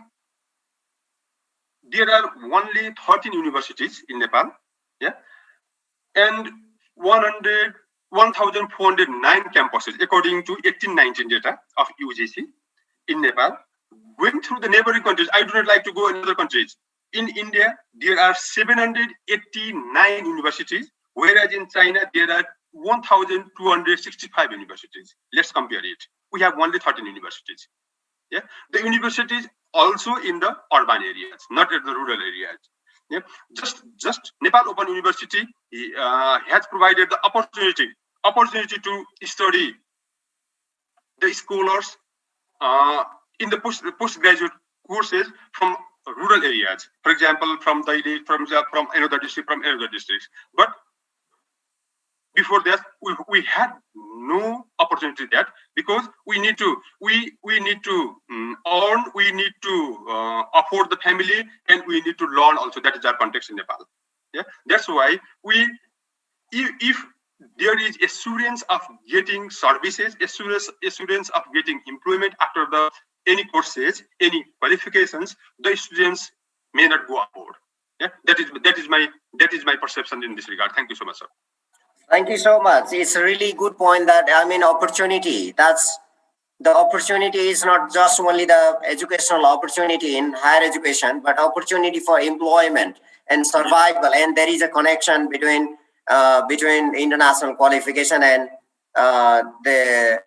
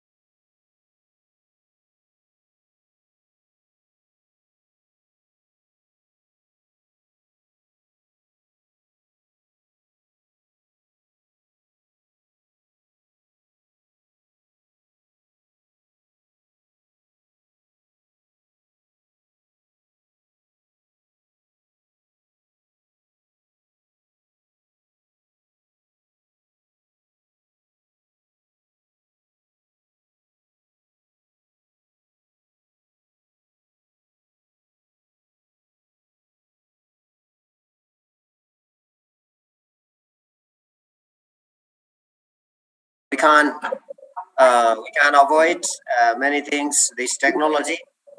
So unfortunately, we're getting back again. We're 29, 30. When they click again, so they can come back.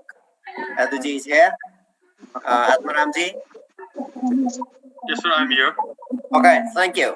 So I want to go to Josnaji. There is a point association with the qualifications is still. So can you hear me? Yeah, good, fantastic. So there is.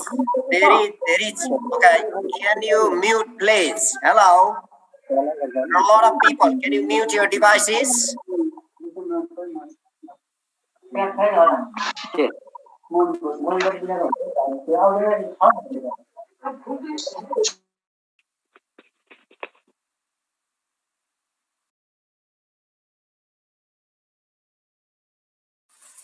Please unmute yourself, Dr. Rana. Okay, I'm now okay, I think. Josna ji, can you unmute? Yes, sir. Okay, good, fantastic. Now you are with me. Okay, I want to connect there with Atmaramji. There was a point. So qualification, you were talking about this one, the responsibilities, family responsibility, social responsibility, and individual qualification interest. So it's not so easy to come. I'm connecting your previous idea. And there is something internationalization or international qualification. So the understanding where it is about the qualification at Nepal Open University, qualification at other universities in Nepal. So what about this one, the opportunity, qualification and opportunity. So just before Atmaramji pointed out this one, so why students go abroad to get international qualification and they leave the country, this is a kind of cycle. There is reason. There are so many reasons that why the new graduates or new bachelor's graduates, they explore postgraduate degrees at international universities outside Nepal. There is reason that opportunity, local opportunity. There is no or limited opportunity in the context. And another thing is, Edudi's point was that, so attitude towards the graduates who are young graduates in the country, and their attitude towards them is quite, different. So probably the graduate, somebody from England, somebody from America, somebody from Australia, has higher respect probably, and they get the higher priority in at the universities, opportunities. So what is your understanding now? You're doing your MPhil from home. So So is it what the qualification that's less valued than the qualification we get, some graduates get from other countries? So what is your understanding? Can you continue this, please? Okay, thank you, sir. Talking about the attraction that is more towards the international qualification, especially in the market, when there is the question of job placement, there is we cannot deny that particular fact that the importance that is given more to international qualification is much more higher than the qualification that we get nationally here in Nepal. And this is not just because the attitude that is constructed due to the locality, but it is somehow I feel it is also due to the kind of innovative curriculum that international qualification really offers the today's postgraduates. It's not just about the locality, but the traditional kind of the old kind of structure that we are still continuing here in Nepal. Like if I have to share one particular experience of my own, the structure that I was studying when I was a student, I'm still teaching the same structure to my student. So it has not any kind of changes yet. So the students are like, why should we study like this? There is no innovation, there is nothing new, there is nothing that will be applied in our practical life. Then what is the use of getting this kind of degree, getting this kind of knowledge? So that is one question, maybe that is one kind of gap that is in our structure of curriculum that is making more and more students attracted towards international qualification, international degrees. And in my previous experience, when I was like in my job experience, when I was responsible for placing hiring this employees, there was one vacancy for an HR officer. And when the CVs came, I took it, I collected it, and showed it to my boss. Then what his reaction was, he looked at all the CVs, but what he gave importance to was to an international degree. There was a candidate with this UK's degree, and he was immediately selected. And my question was like, you didn't even see other CVs and you just selected on the basis of that international degree. Why? I asked him that question, and he immediately, promptly answered me that international degree have that practical implication, that they are more research oriented. They are taught to be skillful rather than giving them just a certificate, just a degree. Like the practice that is here still in Nepal, we cannot deny that fact particularly. Like it's not that there are no researches that are provided in our curriculum. There are, but the researches that are provided in our curriculum, they are just pretext of giving the degree to the students. Not just scientific researches where we have to make so many findings or innovations, but they are more like it is just a criteria to fulfill your degree. So that is a kind of system that is going on in our country, due to which I think more and more students are attracted towards the international qualification, and the charm is definitely more towards that kind of degrees, and the value that the market gives is also towards more that kind of degree, because the traditional format of structure that we are following, curriculum that we are following, it is not advanced, it is not updated. So that is one reason I think. Thank you so much.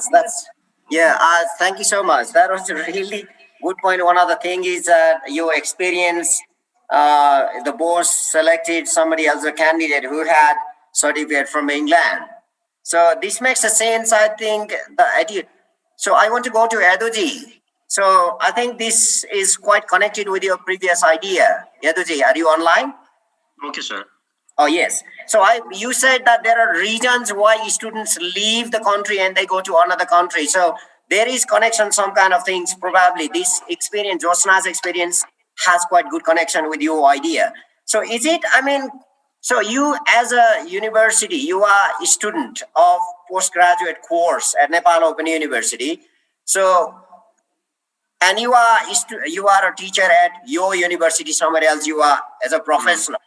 You understand that, I mean, what you learn at Nepal Open University, and then I believe that you are implementing the ideas you are learning from here to some extent, probably, I believe.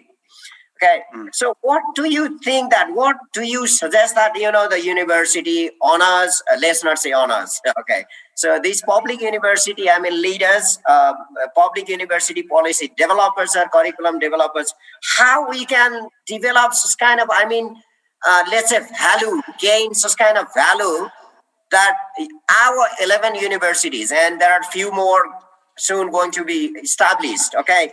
These universities qualification, these certificates, how our graduates can show that certificate somewhere else in the company. Okay, yes, I want that certificate. So, I mean, how we can increase the value? Can you add something else? So, I mean, as a student, I mean, postgraduate students. So, what do you say about this one? Okay, thank you, sir. Especially as being a postgraduate student, I'm really proud of you and whole Nepal Open University authority and family. Yes, we are getting highly learning environment there. Just I feel when I was doing work on independent study, there I realized what to write, why to write, how to write. Before that I wrote. Yes, before that I wrote my thesis myself in master's degree. I guide my students different, more than 20 or 25 theses to my graduate students here in Midwestern University. But when I was working in independent study with Dr. Rana, really I realized there what is writing. What I wrote in the past, that I reflect myself. Then I talked with Dr. Rana also. Really, I didn't write anything till now. I understand what is writing just now. Then I did injustice to my students up to now. Then from today, I don't do injustice to my students. I did commitment with my course instructor, Dr. Rana there. Then from that day, I started doing that job to my thesis students here in Midwestern University also. That is one of the transfer that learning from Nepal Open University. And another thing is that by doing this reality that I learned, this is my postgraduate knowledge. This is my postgraduate certificate. That is my postgraduate qualification, because I am able to transfer to my 25 thesis students in Midwestern University in the 4th semester. I'm doing with that one continuously. Nowadays, I'm doing this work. Means I learning. But whether what grade I get in my certificates, whether I can get A, I can get B, I can get C, but I get A+ grade in transferring the knowledge to my students. What I learned, I could transfer that. That's why that grade doesn't affect me. And that affect me, especially what I am able to transfer. And next very important thing, I learned that this Nepal Open University is thinking for the students. And the conference is organized for the students, and we students were involved in the conference team. I would like to salute to Nepal Open University by providing us this opportunity that we learn, we share our experiences. At the first, it was a little difficult because we are working with Dr. Rana, we are working with Dr. Khanal, we are working with the Dean of the university, we are working with the Vice Chancellor of the university, feel a bit discomfort, but what friendly situation I got, really, this is this situation, I think myself, how this situation created by Nepal Open University, by this flexibility model of Nepal Open University, this inclusive model of Nepal Open University need to be learned by other universities in Nepal also. And not only for that, the examination system that is introduced in this global pandemic really worked. By this, we develop the papers in different subjects. And if we can modify this, if we can reform this, then we can send this paper into the journals of the standard, in the international standards also. That is another learning. And from that, I'm also thinking to my students, because I'm teaching to the students in master's level and the bachelor level. And here in my university also, there is a 60% written examination and 40% internal evaluation. And this 40% internal evaluation, I'm encouraging them to write a paper, not others. Just try to write up it, because that is learning from the Nepal Open University. This is one. Thank you so much. Thank you so much, Eduji. I want to connect this one with Eduji. Sorry, Atmaramji. Are you online? Atmaramji. Okay. Yes, sir. Yes. Okay, good.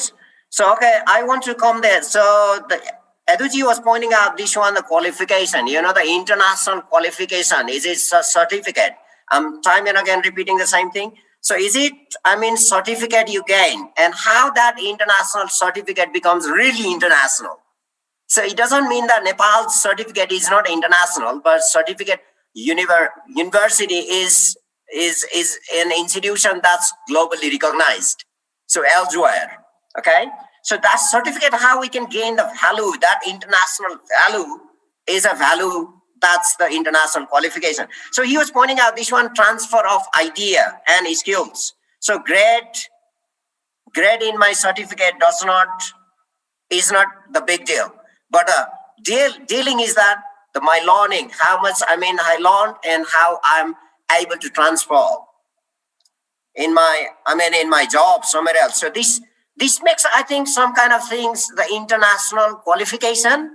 So he's able to transfer that skill he has learned and he has gained. He got that kind of environment, he got that kind of situation. So how is your understanding that? Is it, international qualification is that to gain that kind of value?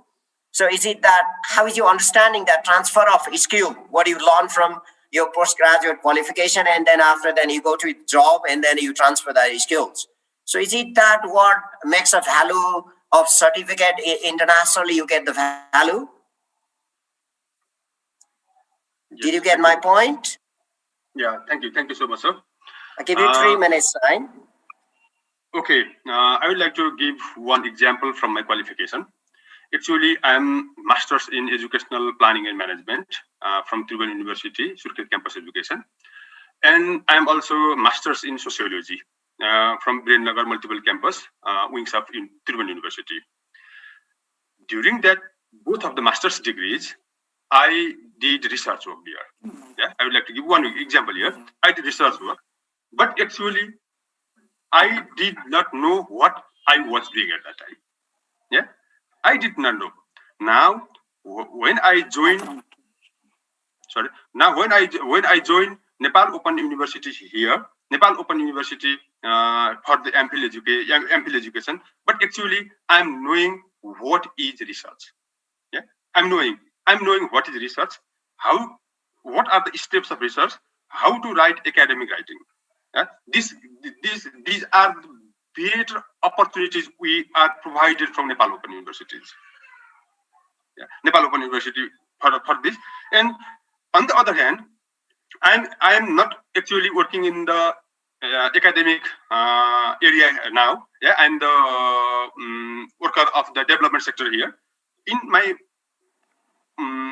work, I also have conducted lots of baseline, lots of evaluation, midterm evaluation, and lots of inline evaluations of the projects. Yeah, but actually, we are only guided by the donor's guideline and template. Yeah? Not actually what are the tips and techniques about the professional and academic writing. There are types of citation, referencing. Now I'm confident that I can share APA 7 to all my colleagues. Yeah, this is if you cite somebody, you need to cite accordingly. This one, and you need to mention the reference. This one. Yeah, that's why, being the scholar of Nepal Open University, we have achieved lots of research ideas. And going through this, what we are doing now, I am involving from 4 months in this conference preparation as a committee member. Yeah, just as you said, this is the good opportunity for us and for the scholar also. Some of the scholars presented their research. Some of the scholars have got opportunity for moderator. Some of the scholars have lots of work we did here. this is also a part of international qualification, I think so. Yeah, that's why this is what the Nepal Open University did. This is the excellent job for ensuring international qualification to the scholars. Thank you so much. Thank you so much. Thank you so much, Atmaramji. It's really, I mean, you pointed out their academic excellence, okay? That academic excellence, I mean, to international, to gain the value of that certificate. And someone is asking in the chat box as well. And Dr. Jivan Khanal is there. He's looking after this chat box. So you will bring out those questions again. So academic excellence, I think what the globe is expecting academic excellence, Josnaji. So I'm coming to you. So, well, you have got so much of responsibilities at home and a lot of job. You have the job as well. You have the family responsibility, and then you are doing your qualification here. So what do you say? I mean, that academic excellence, is it what, I mean, we go to somewhere else at the university and that certificate, I mean, just the name, when we write the certificate in Oxford University, Harvard University, or I mean, Cambridge University in the certificate. So the certificate makes a sense just before you say it. But how that certificate gained that value, you understand that. So just all of you three panelists, you highlighted that academic excellence. I want to come back to you again, the same thing, Josnaji, that academic excellence, just before you said the value of England certificate.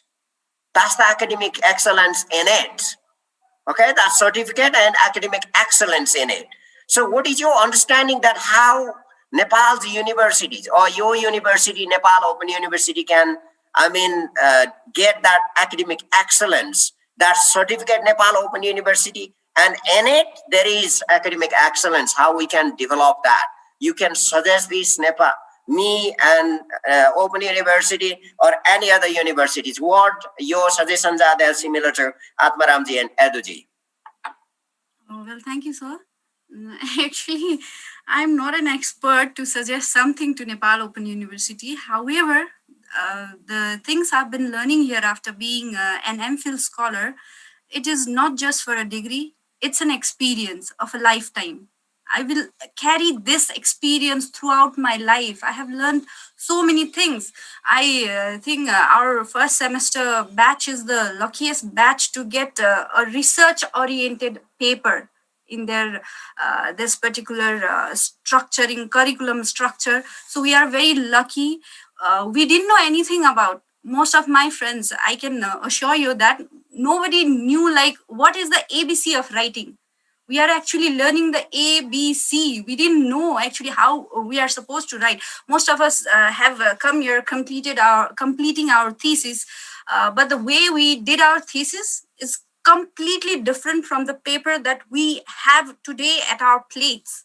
And it is due to the hard effort that our mentors have put into us, and also the collaborative learning concept that I think NOU has taught to us as students. Before this, we didn't know what is like collaboration learning, how we can go together for learning more and more. The things that I have learned, I teach to my friends. The things they have learned, they are teaching to me. So it is like a kind of ocean where we are sharing so many things. It's not like I'm only going forward, I'm only doing great, I don't give a damn about others, but the tutors, the organization is time and again making us remember that you have to go in a group format, you have to go together. So this is one kind of new experience that I have actually got after being an MPhil scholar here at Nepal Open University.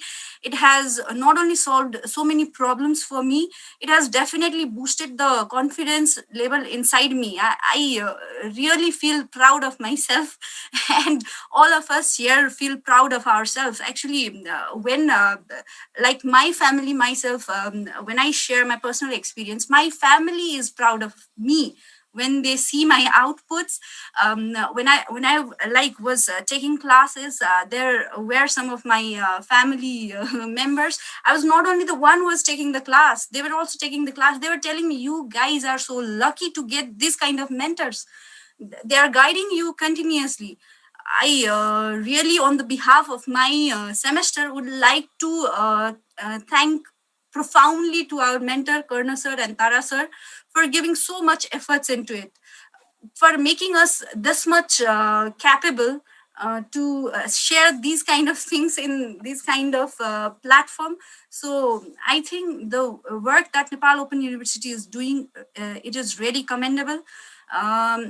More thanks goes to our mentors, but it is Nepal Open University that has provided that particular platform for us to get in associated with under the guidance of these great mentors.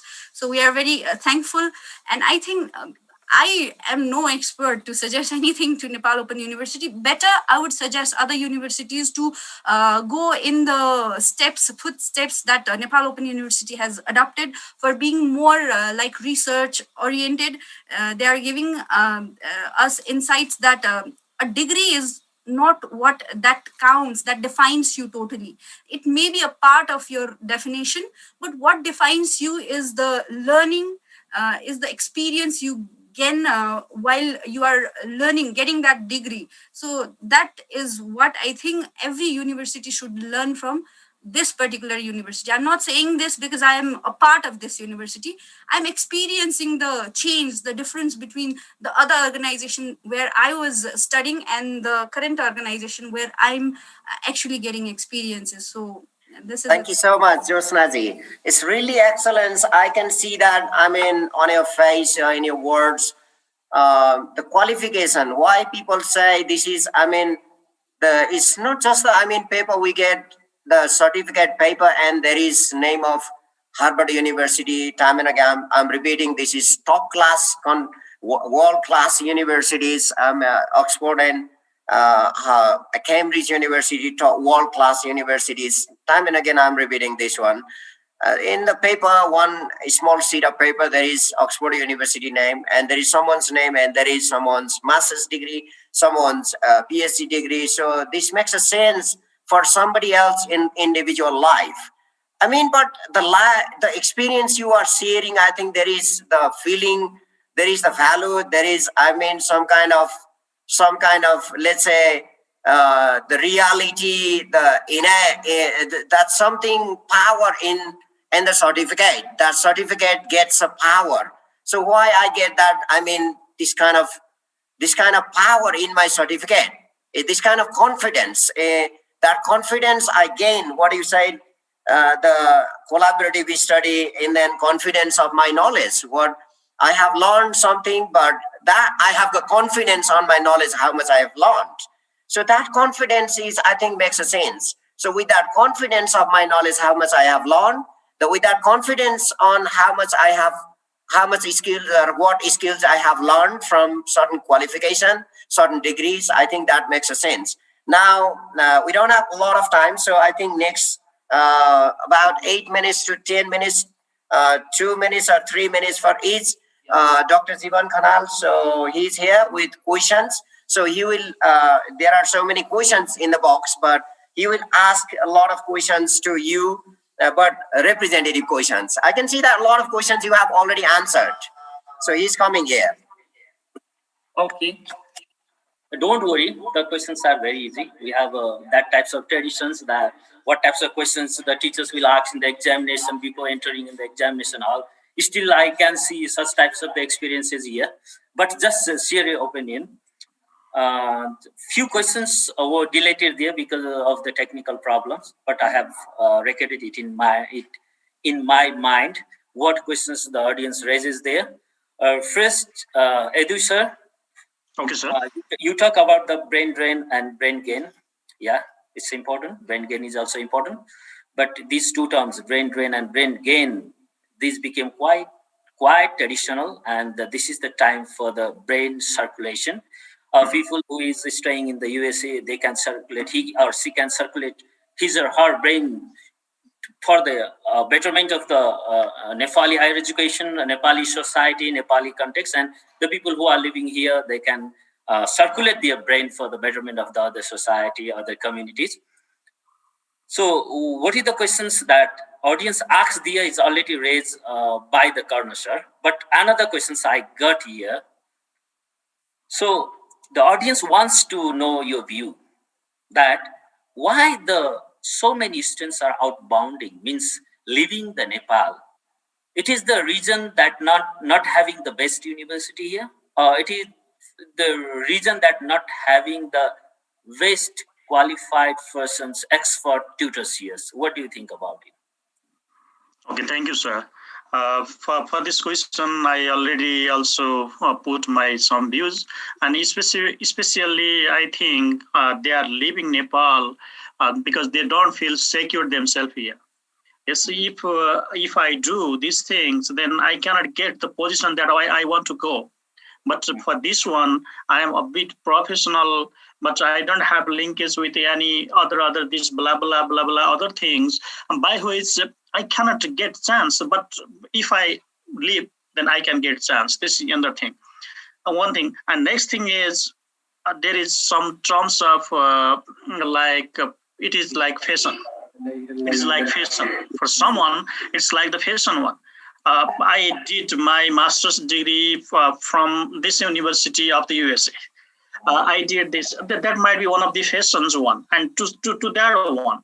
But for that one, really, people are going, especially for their one personal. There are more personal intent there one. But another very important thing or very serious thing is that at the time of thinking, just for example, me, when I'm thinking, at the first I think about myself, I want to do this, but then after what I want to do with to my institution, I think later one, and that is the another cause. And the most responsible factor is they are living because of their one security. They don't find secure, them professionally secure here in Nepal. Yeah, okay, thank you. Thank you. We are giving the board time to you. We are not bounded by the time because this is our excited opportunity and we are happy to have you here. Now, next questions, Atmaram sir. I want to say that one. Internationalization of higher education, international qualification. For example, the universities in UK, they are national for them. How they made them international means they collect the international students from the different part of the world and they mix their culture, they share their experiences, though the students who is proper UK citizens also can get the opportunity to experience the different culture around the world. So, and for the another international qualification, I may see the example, so many volunteers are coming here to volunteer in Nepal, Ghana, China, South Africa, means before getting the international experiences, they don't certify there. So that's why there is a provision in Oxford also, I think, so many universities also, they have to experience the developing countries culture or developing countries work. So the many students leave their country to get the experiences that is needed for the certificate. That's why internationalization or international qualification is started from here. So what do you think that the major criteria that do Nepal Open University have to determine to internationalize it itself or to maintain the international qualification of the students? This question was asked by Bhim Prasad sir to Atmaram sir, please. Thank you. Thank you so much, sir, for the nice question, but critical question to answer also. Yes. In being the scholar of Nepal Open University, we got lots of opportunities, or we are getting lots of opportunities as the international qualifications, international standard. One of the example is this one, what we are doing, what we are engaging in the conference now. Another example is that we were provided opportunities to take the classes from the guest lecturers from Oxford, guest lecturer from India, guest lecturer from the renowned professionals from Nepal also, government authorities and Nepal also. Yeah, and this is also one of the part of international exposure. Yeah, which should be maintained by the Nepal Open University in future as well. Yeah, and then another one I must say here that the examination system what we are adopting now due to the name of COVID, otherwise we did not transform this. Yeah, only the knowledge, only the knowledge sharing the copy. Yeah, what we have just transformed to the academic writing approach. That is excellent work. That should be continued. Yeah. For example, I would like to give my example that I have been able to write different 4 papers here due to this examination. I have written 2,500 words to 3,000 words in the different issues, and if I elaborated them, they will be publishable. Yeah, that's why I request the management of the leaders of the Nepal Open University to continue this in the other areas also. And another one is we have the lecturers also, the tutors also, and the scholars. We have done great effort on writing different articles. And Nepal Open University is requested to establish publishing journal article.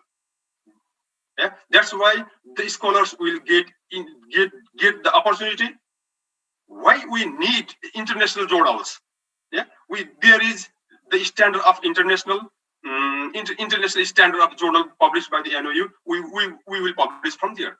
No need to go there, here and there.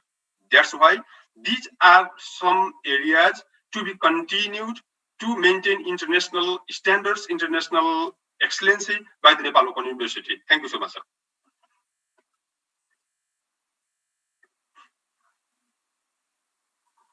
So okay. Thank you, Atmaram sir. It's a wonderful.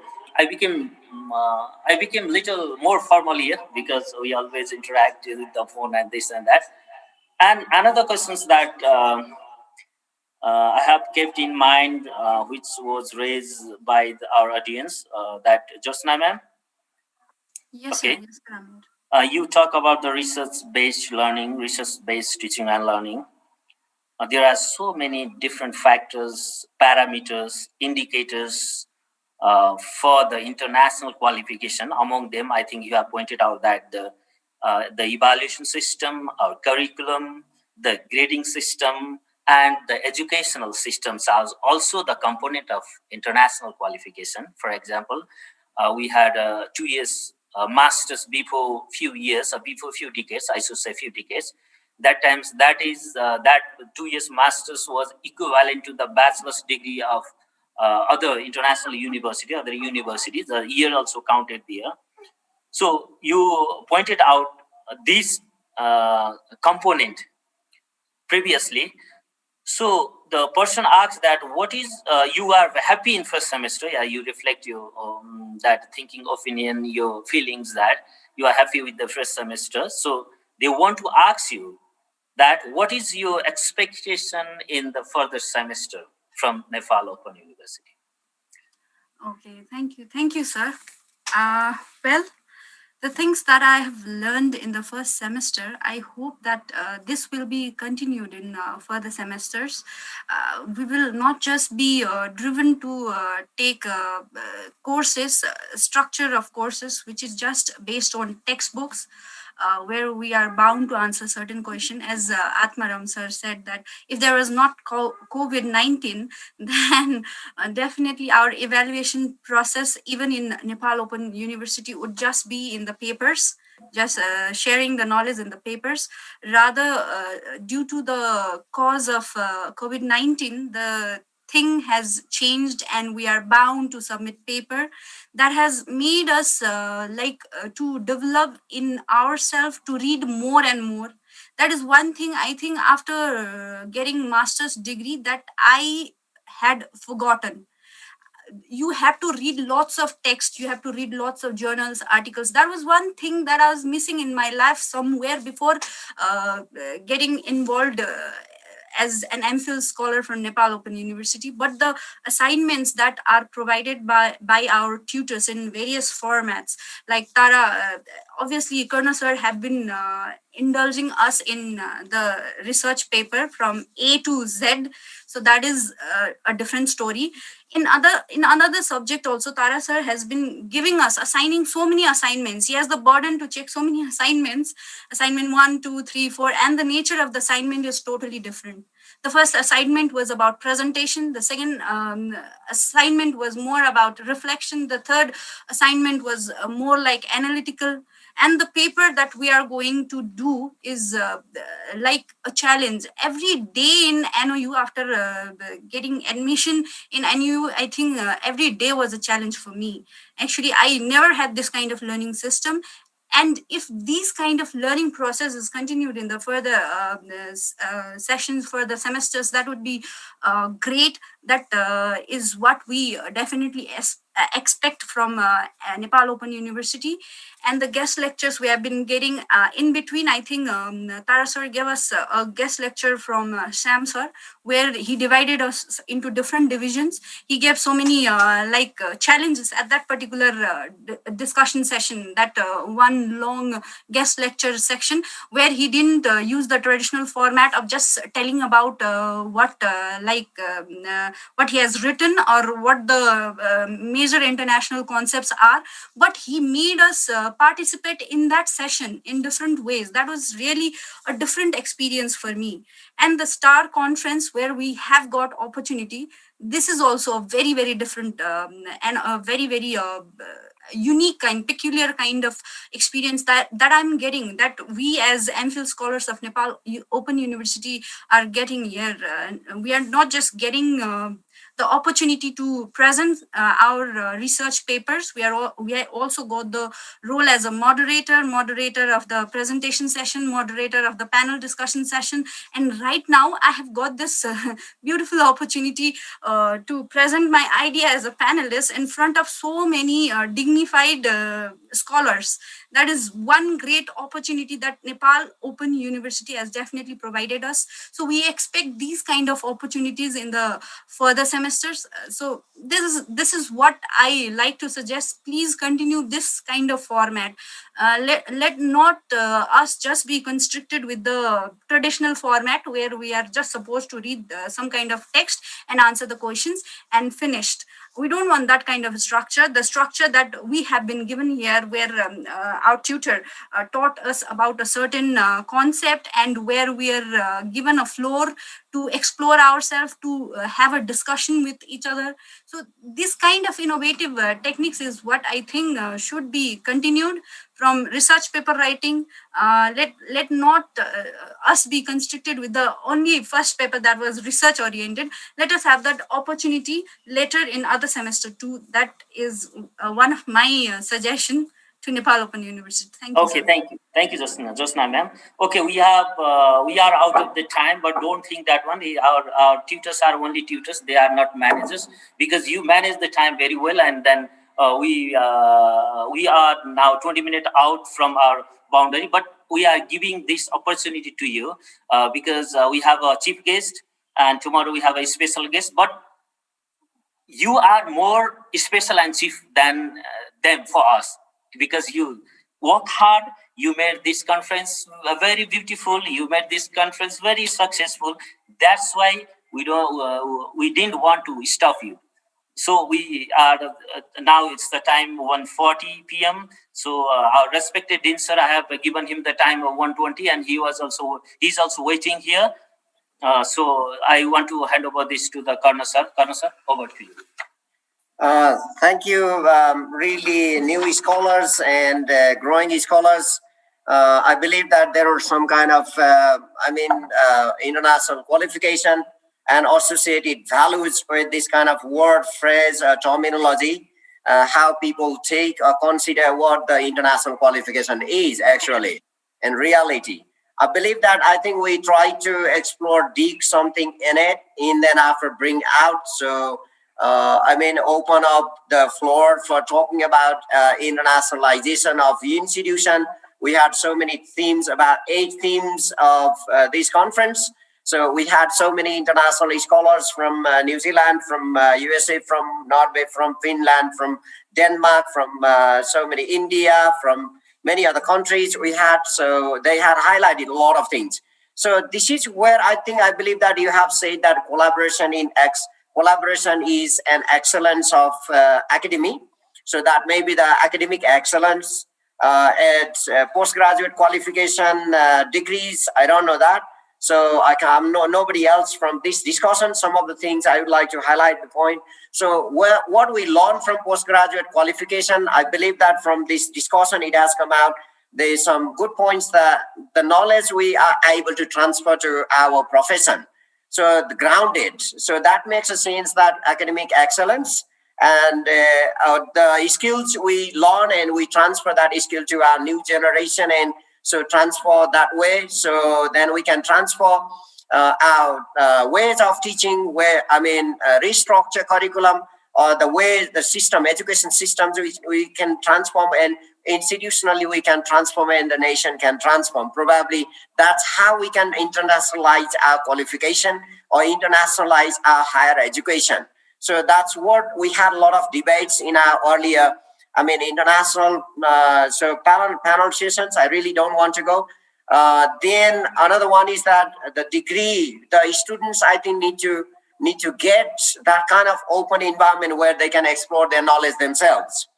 And context, such kind of contextualized knowledge and contextualized curriculum and contextualized learning skills. So that skill has to be connected with the ground, not only the ground of Nepal. That has to be knowledge and skill that has to be grounded anywhere. So it has to be connected with any kind of context across the world, so that our students, when they graduate from Nepal's all the universities, any university, so they can survive elsewhere in the world.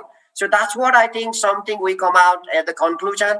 So thank you so much, our panelists and dear beautiful scholars and beautiful flowers, and you are the power and you are the face and you are everything else of Nepal Open University, in fact.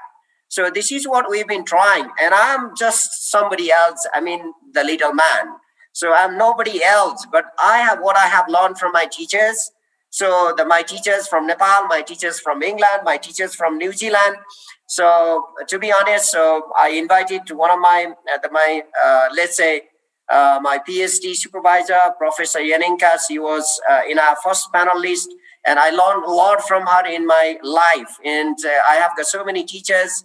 So in my life, it's not only herself. So a lot of teachers have taught me. So that's what I'm transferring the knowledge to new generation people. And we expect that the same kind of things. This is how we can transfer the knowledge to the new generation people, and we grow off the ground. It's not just for Nepal. And your qualification is not only for Nepal. Your qualification is for any other country, wherever you go, that you survive, and that's a contribution. So where you are, you contribute. That's what we do. I'm here today, so I can contribute here. And I go to my village, so I may start there the contribution of my knowledge and skills there. This is what academic excellence is, what it has come out of this. So qualification comes there, it's not just a paper. So that the paper has the value.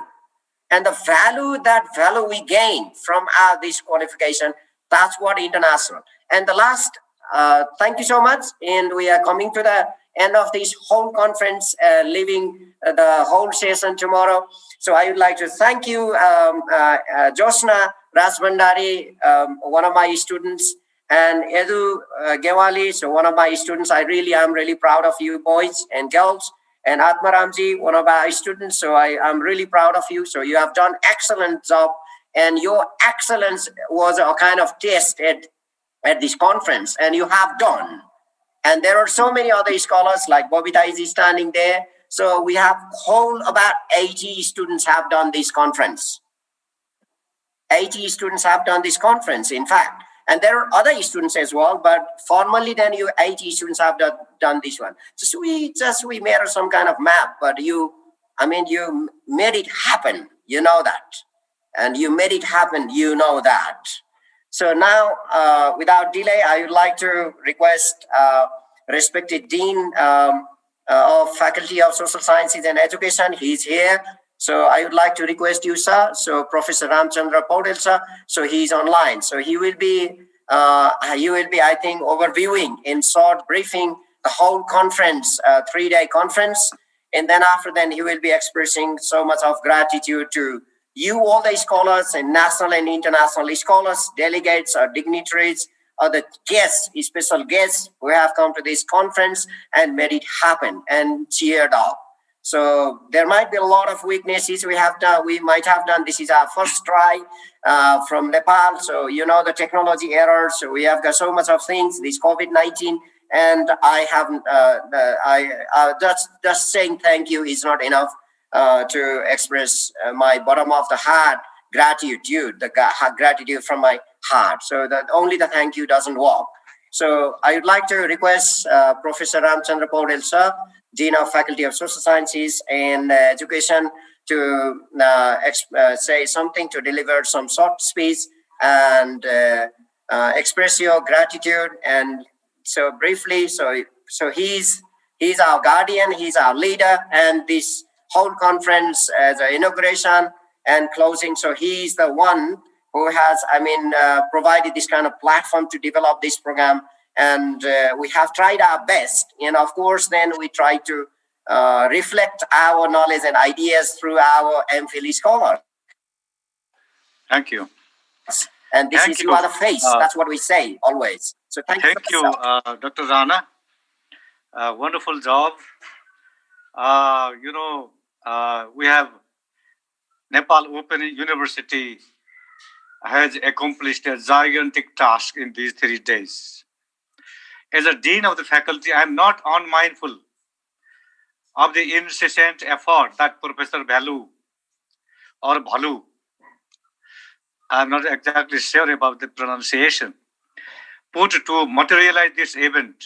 He worked as a sutradhar, what you call in Nepali English, a narrator, agenda setter, the captain, facilitator of the team, put all players intact, synthesizing many cultures, many languages, many styles, many discourses, many words, many discourses, ideologies together, synthesized in a syncretic manner. That was what I was very impressed by. I would like to share one thing. As a student of language, what I understand is, no matter how little lapses are there, there is no perfect language, perfect discourse, perfect research. There are still chances of rooms for improvement. So, looking at the discourse, the language, at times I wondered, some Nepali language interference, intervene is there, introduction of a program rather than to a program. What I took that for granted because it's natural that we are speaking Nepali English. Until and unless we were born and brought up in a kind of native EFL country, English is a first language, not foreign, first language country, native language country, our English may not be exactly like them, but only condition is whatever we speak globally intelligible, that we can communicate something that is, I think, adequate in today's world. All languages are, all Englishes are equally valid, equally prestigious, on the condition that they are rule governed and understood by all people all over this planet. So we have different Englishes, and we encounter different Englishes by Indian scholars, New Zealanders, Australians, British and American. So this is what is my perspective about our language. So the medium of instruction is, of course, English, but there were many Englishes.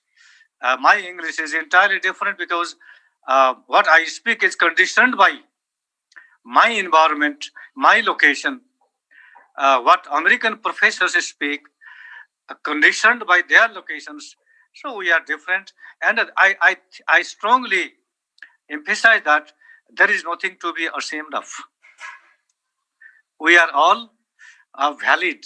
Our knowledges are valid knowledges, And we in this event expressed our thoughts, values, ideologies, worldviews with all our versions of reality. All versions are equally valid. That is the perception in today's world. So we had quite, in this conference, we were all older people, younger people, in between people, moderators, facilitators, professors, deans, chancellors, vice chancellors, rectors, research scholars, students, IT officers, all, whether they were on screen or off screen, foreground, middle ground or background, all had a wonderful contribution in materializing this conference, international conference of this magnitude. Keynote speakers, panelists, very high profile veterans, professors from more than 10 countries. The word international, we could do justice with the word international because there were so many people from different countries. Sometimes conferences are labeled as international only when Indian and Nepalese people are there. It's not that. We could do justice to the word international. That's a wonderful thing I experienced. So another very important thing is it was a massive opportunity to correct our mistakes, to learn lessons, to kind of understand from others. That is very important dimension here. Next time I'll do better. Next time as a dean, I can speak better. That is my kind of. I think I am the person who learned most from this because I was not, in the beginning time, not kind of being busy in other affairs. I could not really participate in the meeting. So when I the kind of conference is just the tip of the iceberg. Just a tiny tip of the iceberg.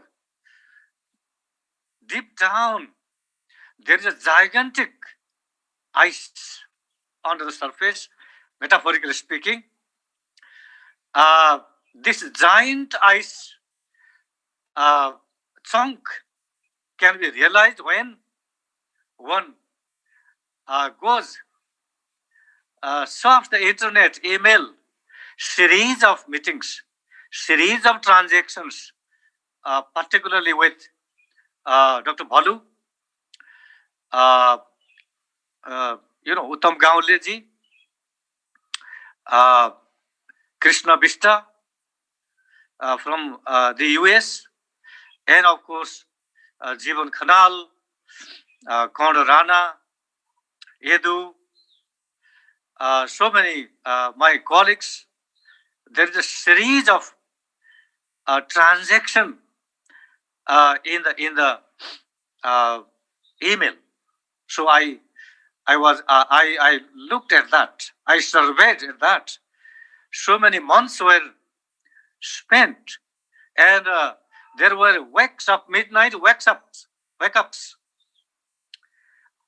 Your chilling morning. These people had hard times in order to materialize this sort of activities. I am not unmindful of these things as a dean. So,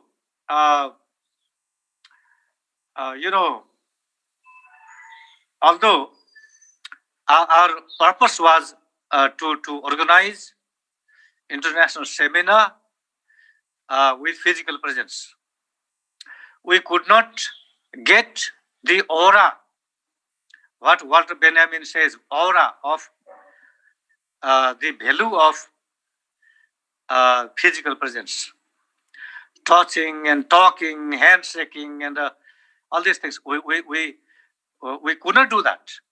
Despite that, with a click of the fingers, I am able to do almost everything except the tactile impression, touching people.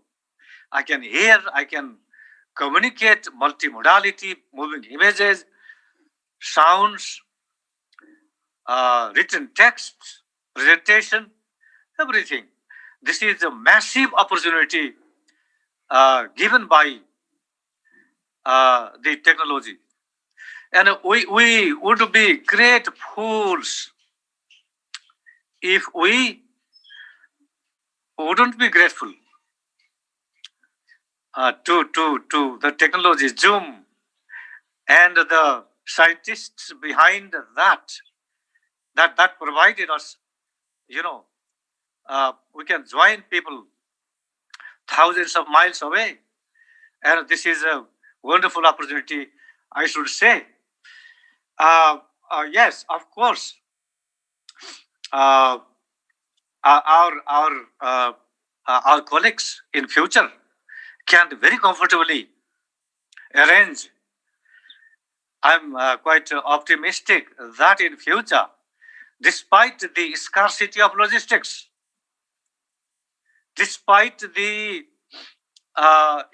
internet problems, despite the power cuts, we are here to conclude this sort of sessions.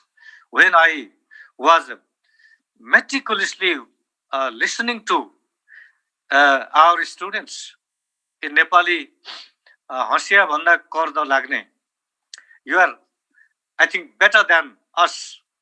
The way you presented, I'm quite proud of you.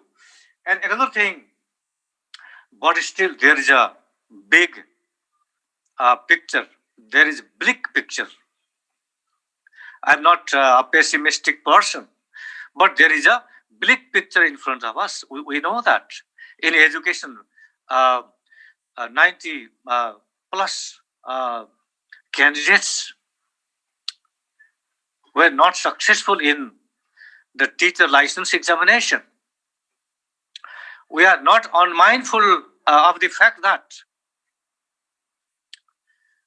in Tiruvallur University, a large number of seats remain vacant because many candidates were not successful to secure just 50 marks out of 100. We are not unmindful of the fact that our graduates, so-called, going to Korea to do manual jobs because they have certificates. They don't have skills. Brain drain is there. So,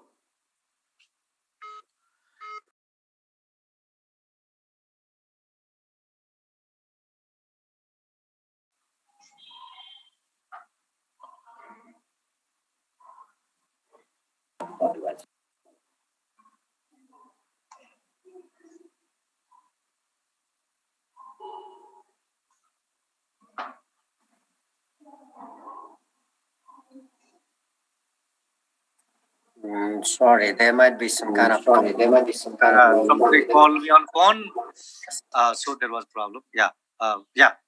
So finally, what I would like to tell, looking at the dissertations, thesis, and proposals and academic writing, I encourage you, all of you, what Edu was saying. Real writing begins here. That's a wonderful thing he said. Our colleagues are working very hard. So I expect from scholars more than 200 MPhilians going to be awarded in near future. Looking at the thesis and dissertations, what I feel is still there is a long way, there is a long journey to cover. So this is the thing I would like to share. Thank you so much, friends. professors and colleagues and researchers, MPhil students, presenters, facilitators, mentors, all. This is a wonderful event. I could talk for many minutes or hours, but I'm not repeating. Yes, with these words, I'm quite optimistic that in future, of course, we are starting a journal publication, and also, but one thing is there are some limitations of the university in Nepal. Without enthusiasm, ambition, we could not kind of materialize what we really wanted to work. But in my faculty, I'm quite sure we have a team. As a facilitator, I would like to put the team intact. I am one of the players with you, not the dictator, not the boss. I'm a colleague. I'm a professor, learning with you, collaboratively, distributively. We are co-constructing knowledge. This is what I would like to put. And with these words, I would like to take leave from all of you. And looking forward to seeing you in tomorrow morning with the presence of Professor Chomsky, one of my gurus in 1980s when I was doing my master's. So thank you, Kona sir, Jivan sir, all of you. Thank you so much. Thank you. Thank you so much. Thank you, sir. Devan sir, can you host? I would like to share one of the international conference link. Give me co-host, please.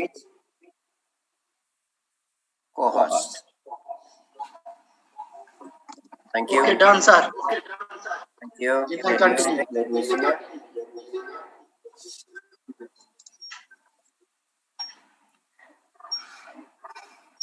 Okay, this is International Conference. Vice Chancellor Professor Leknath Sharma sir shared with me now. So you can submit your paper at this conference. Vice Chancellor Professor, it is in your chat box. Okay, it's in your chat box. You can click there. You can copy that chat box. This detail I put it in. This detail I put it in. Yeah. Nice.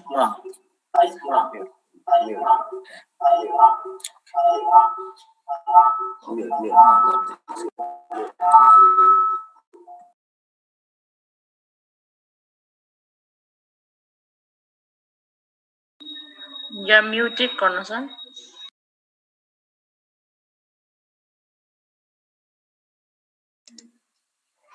Corner sir, please unmute your mic.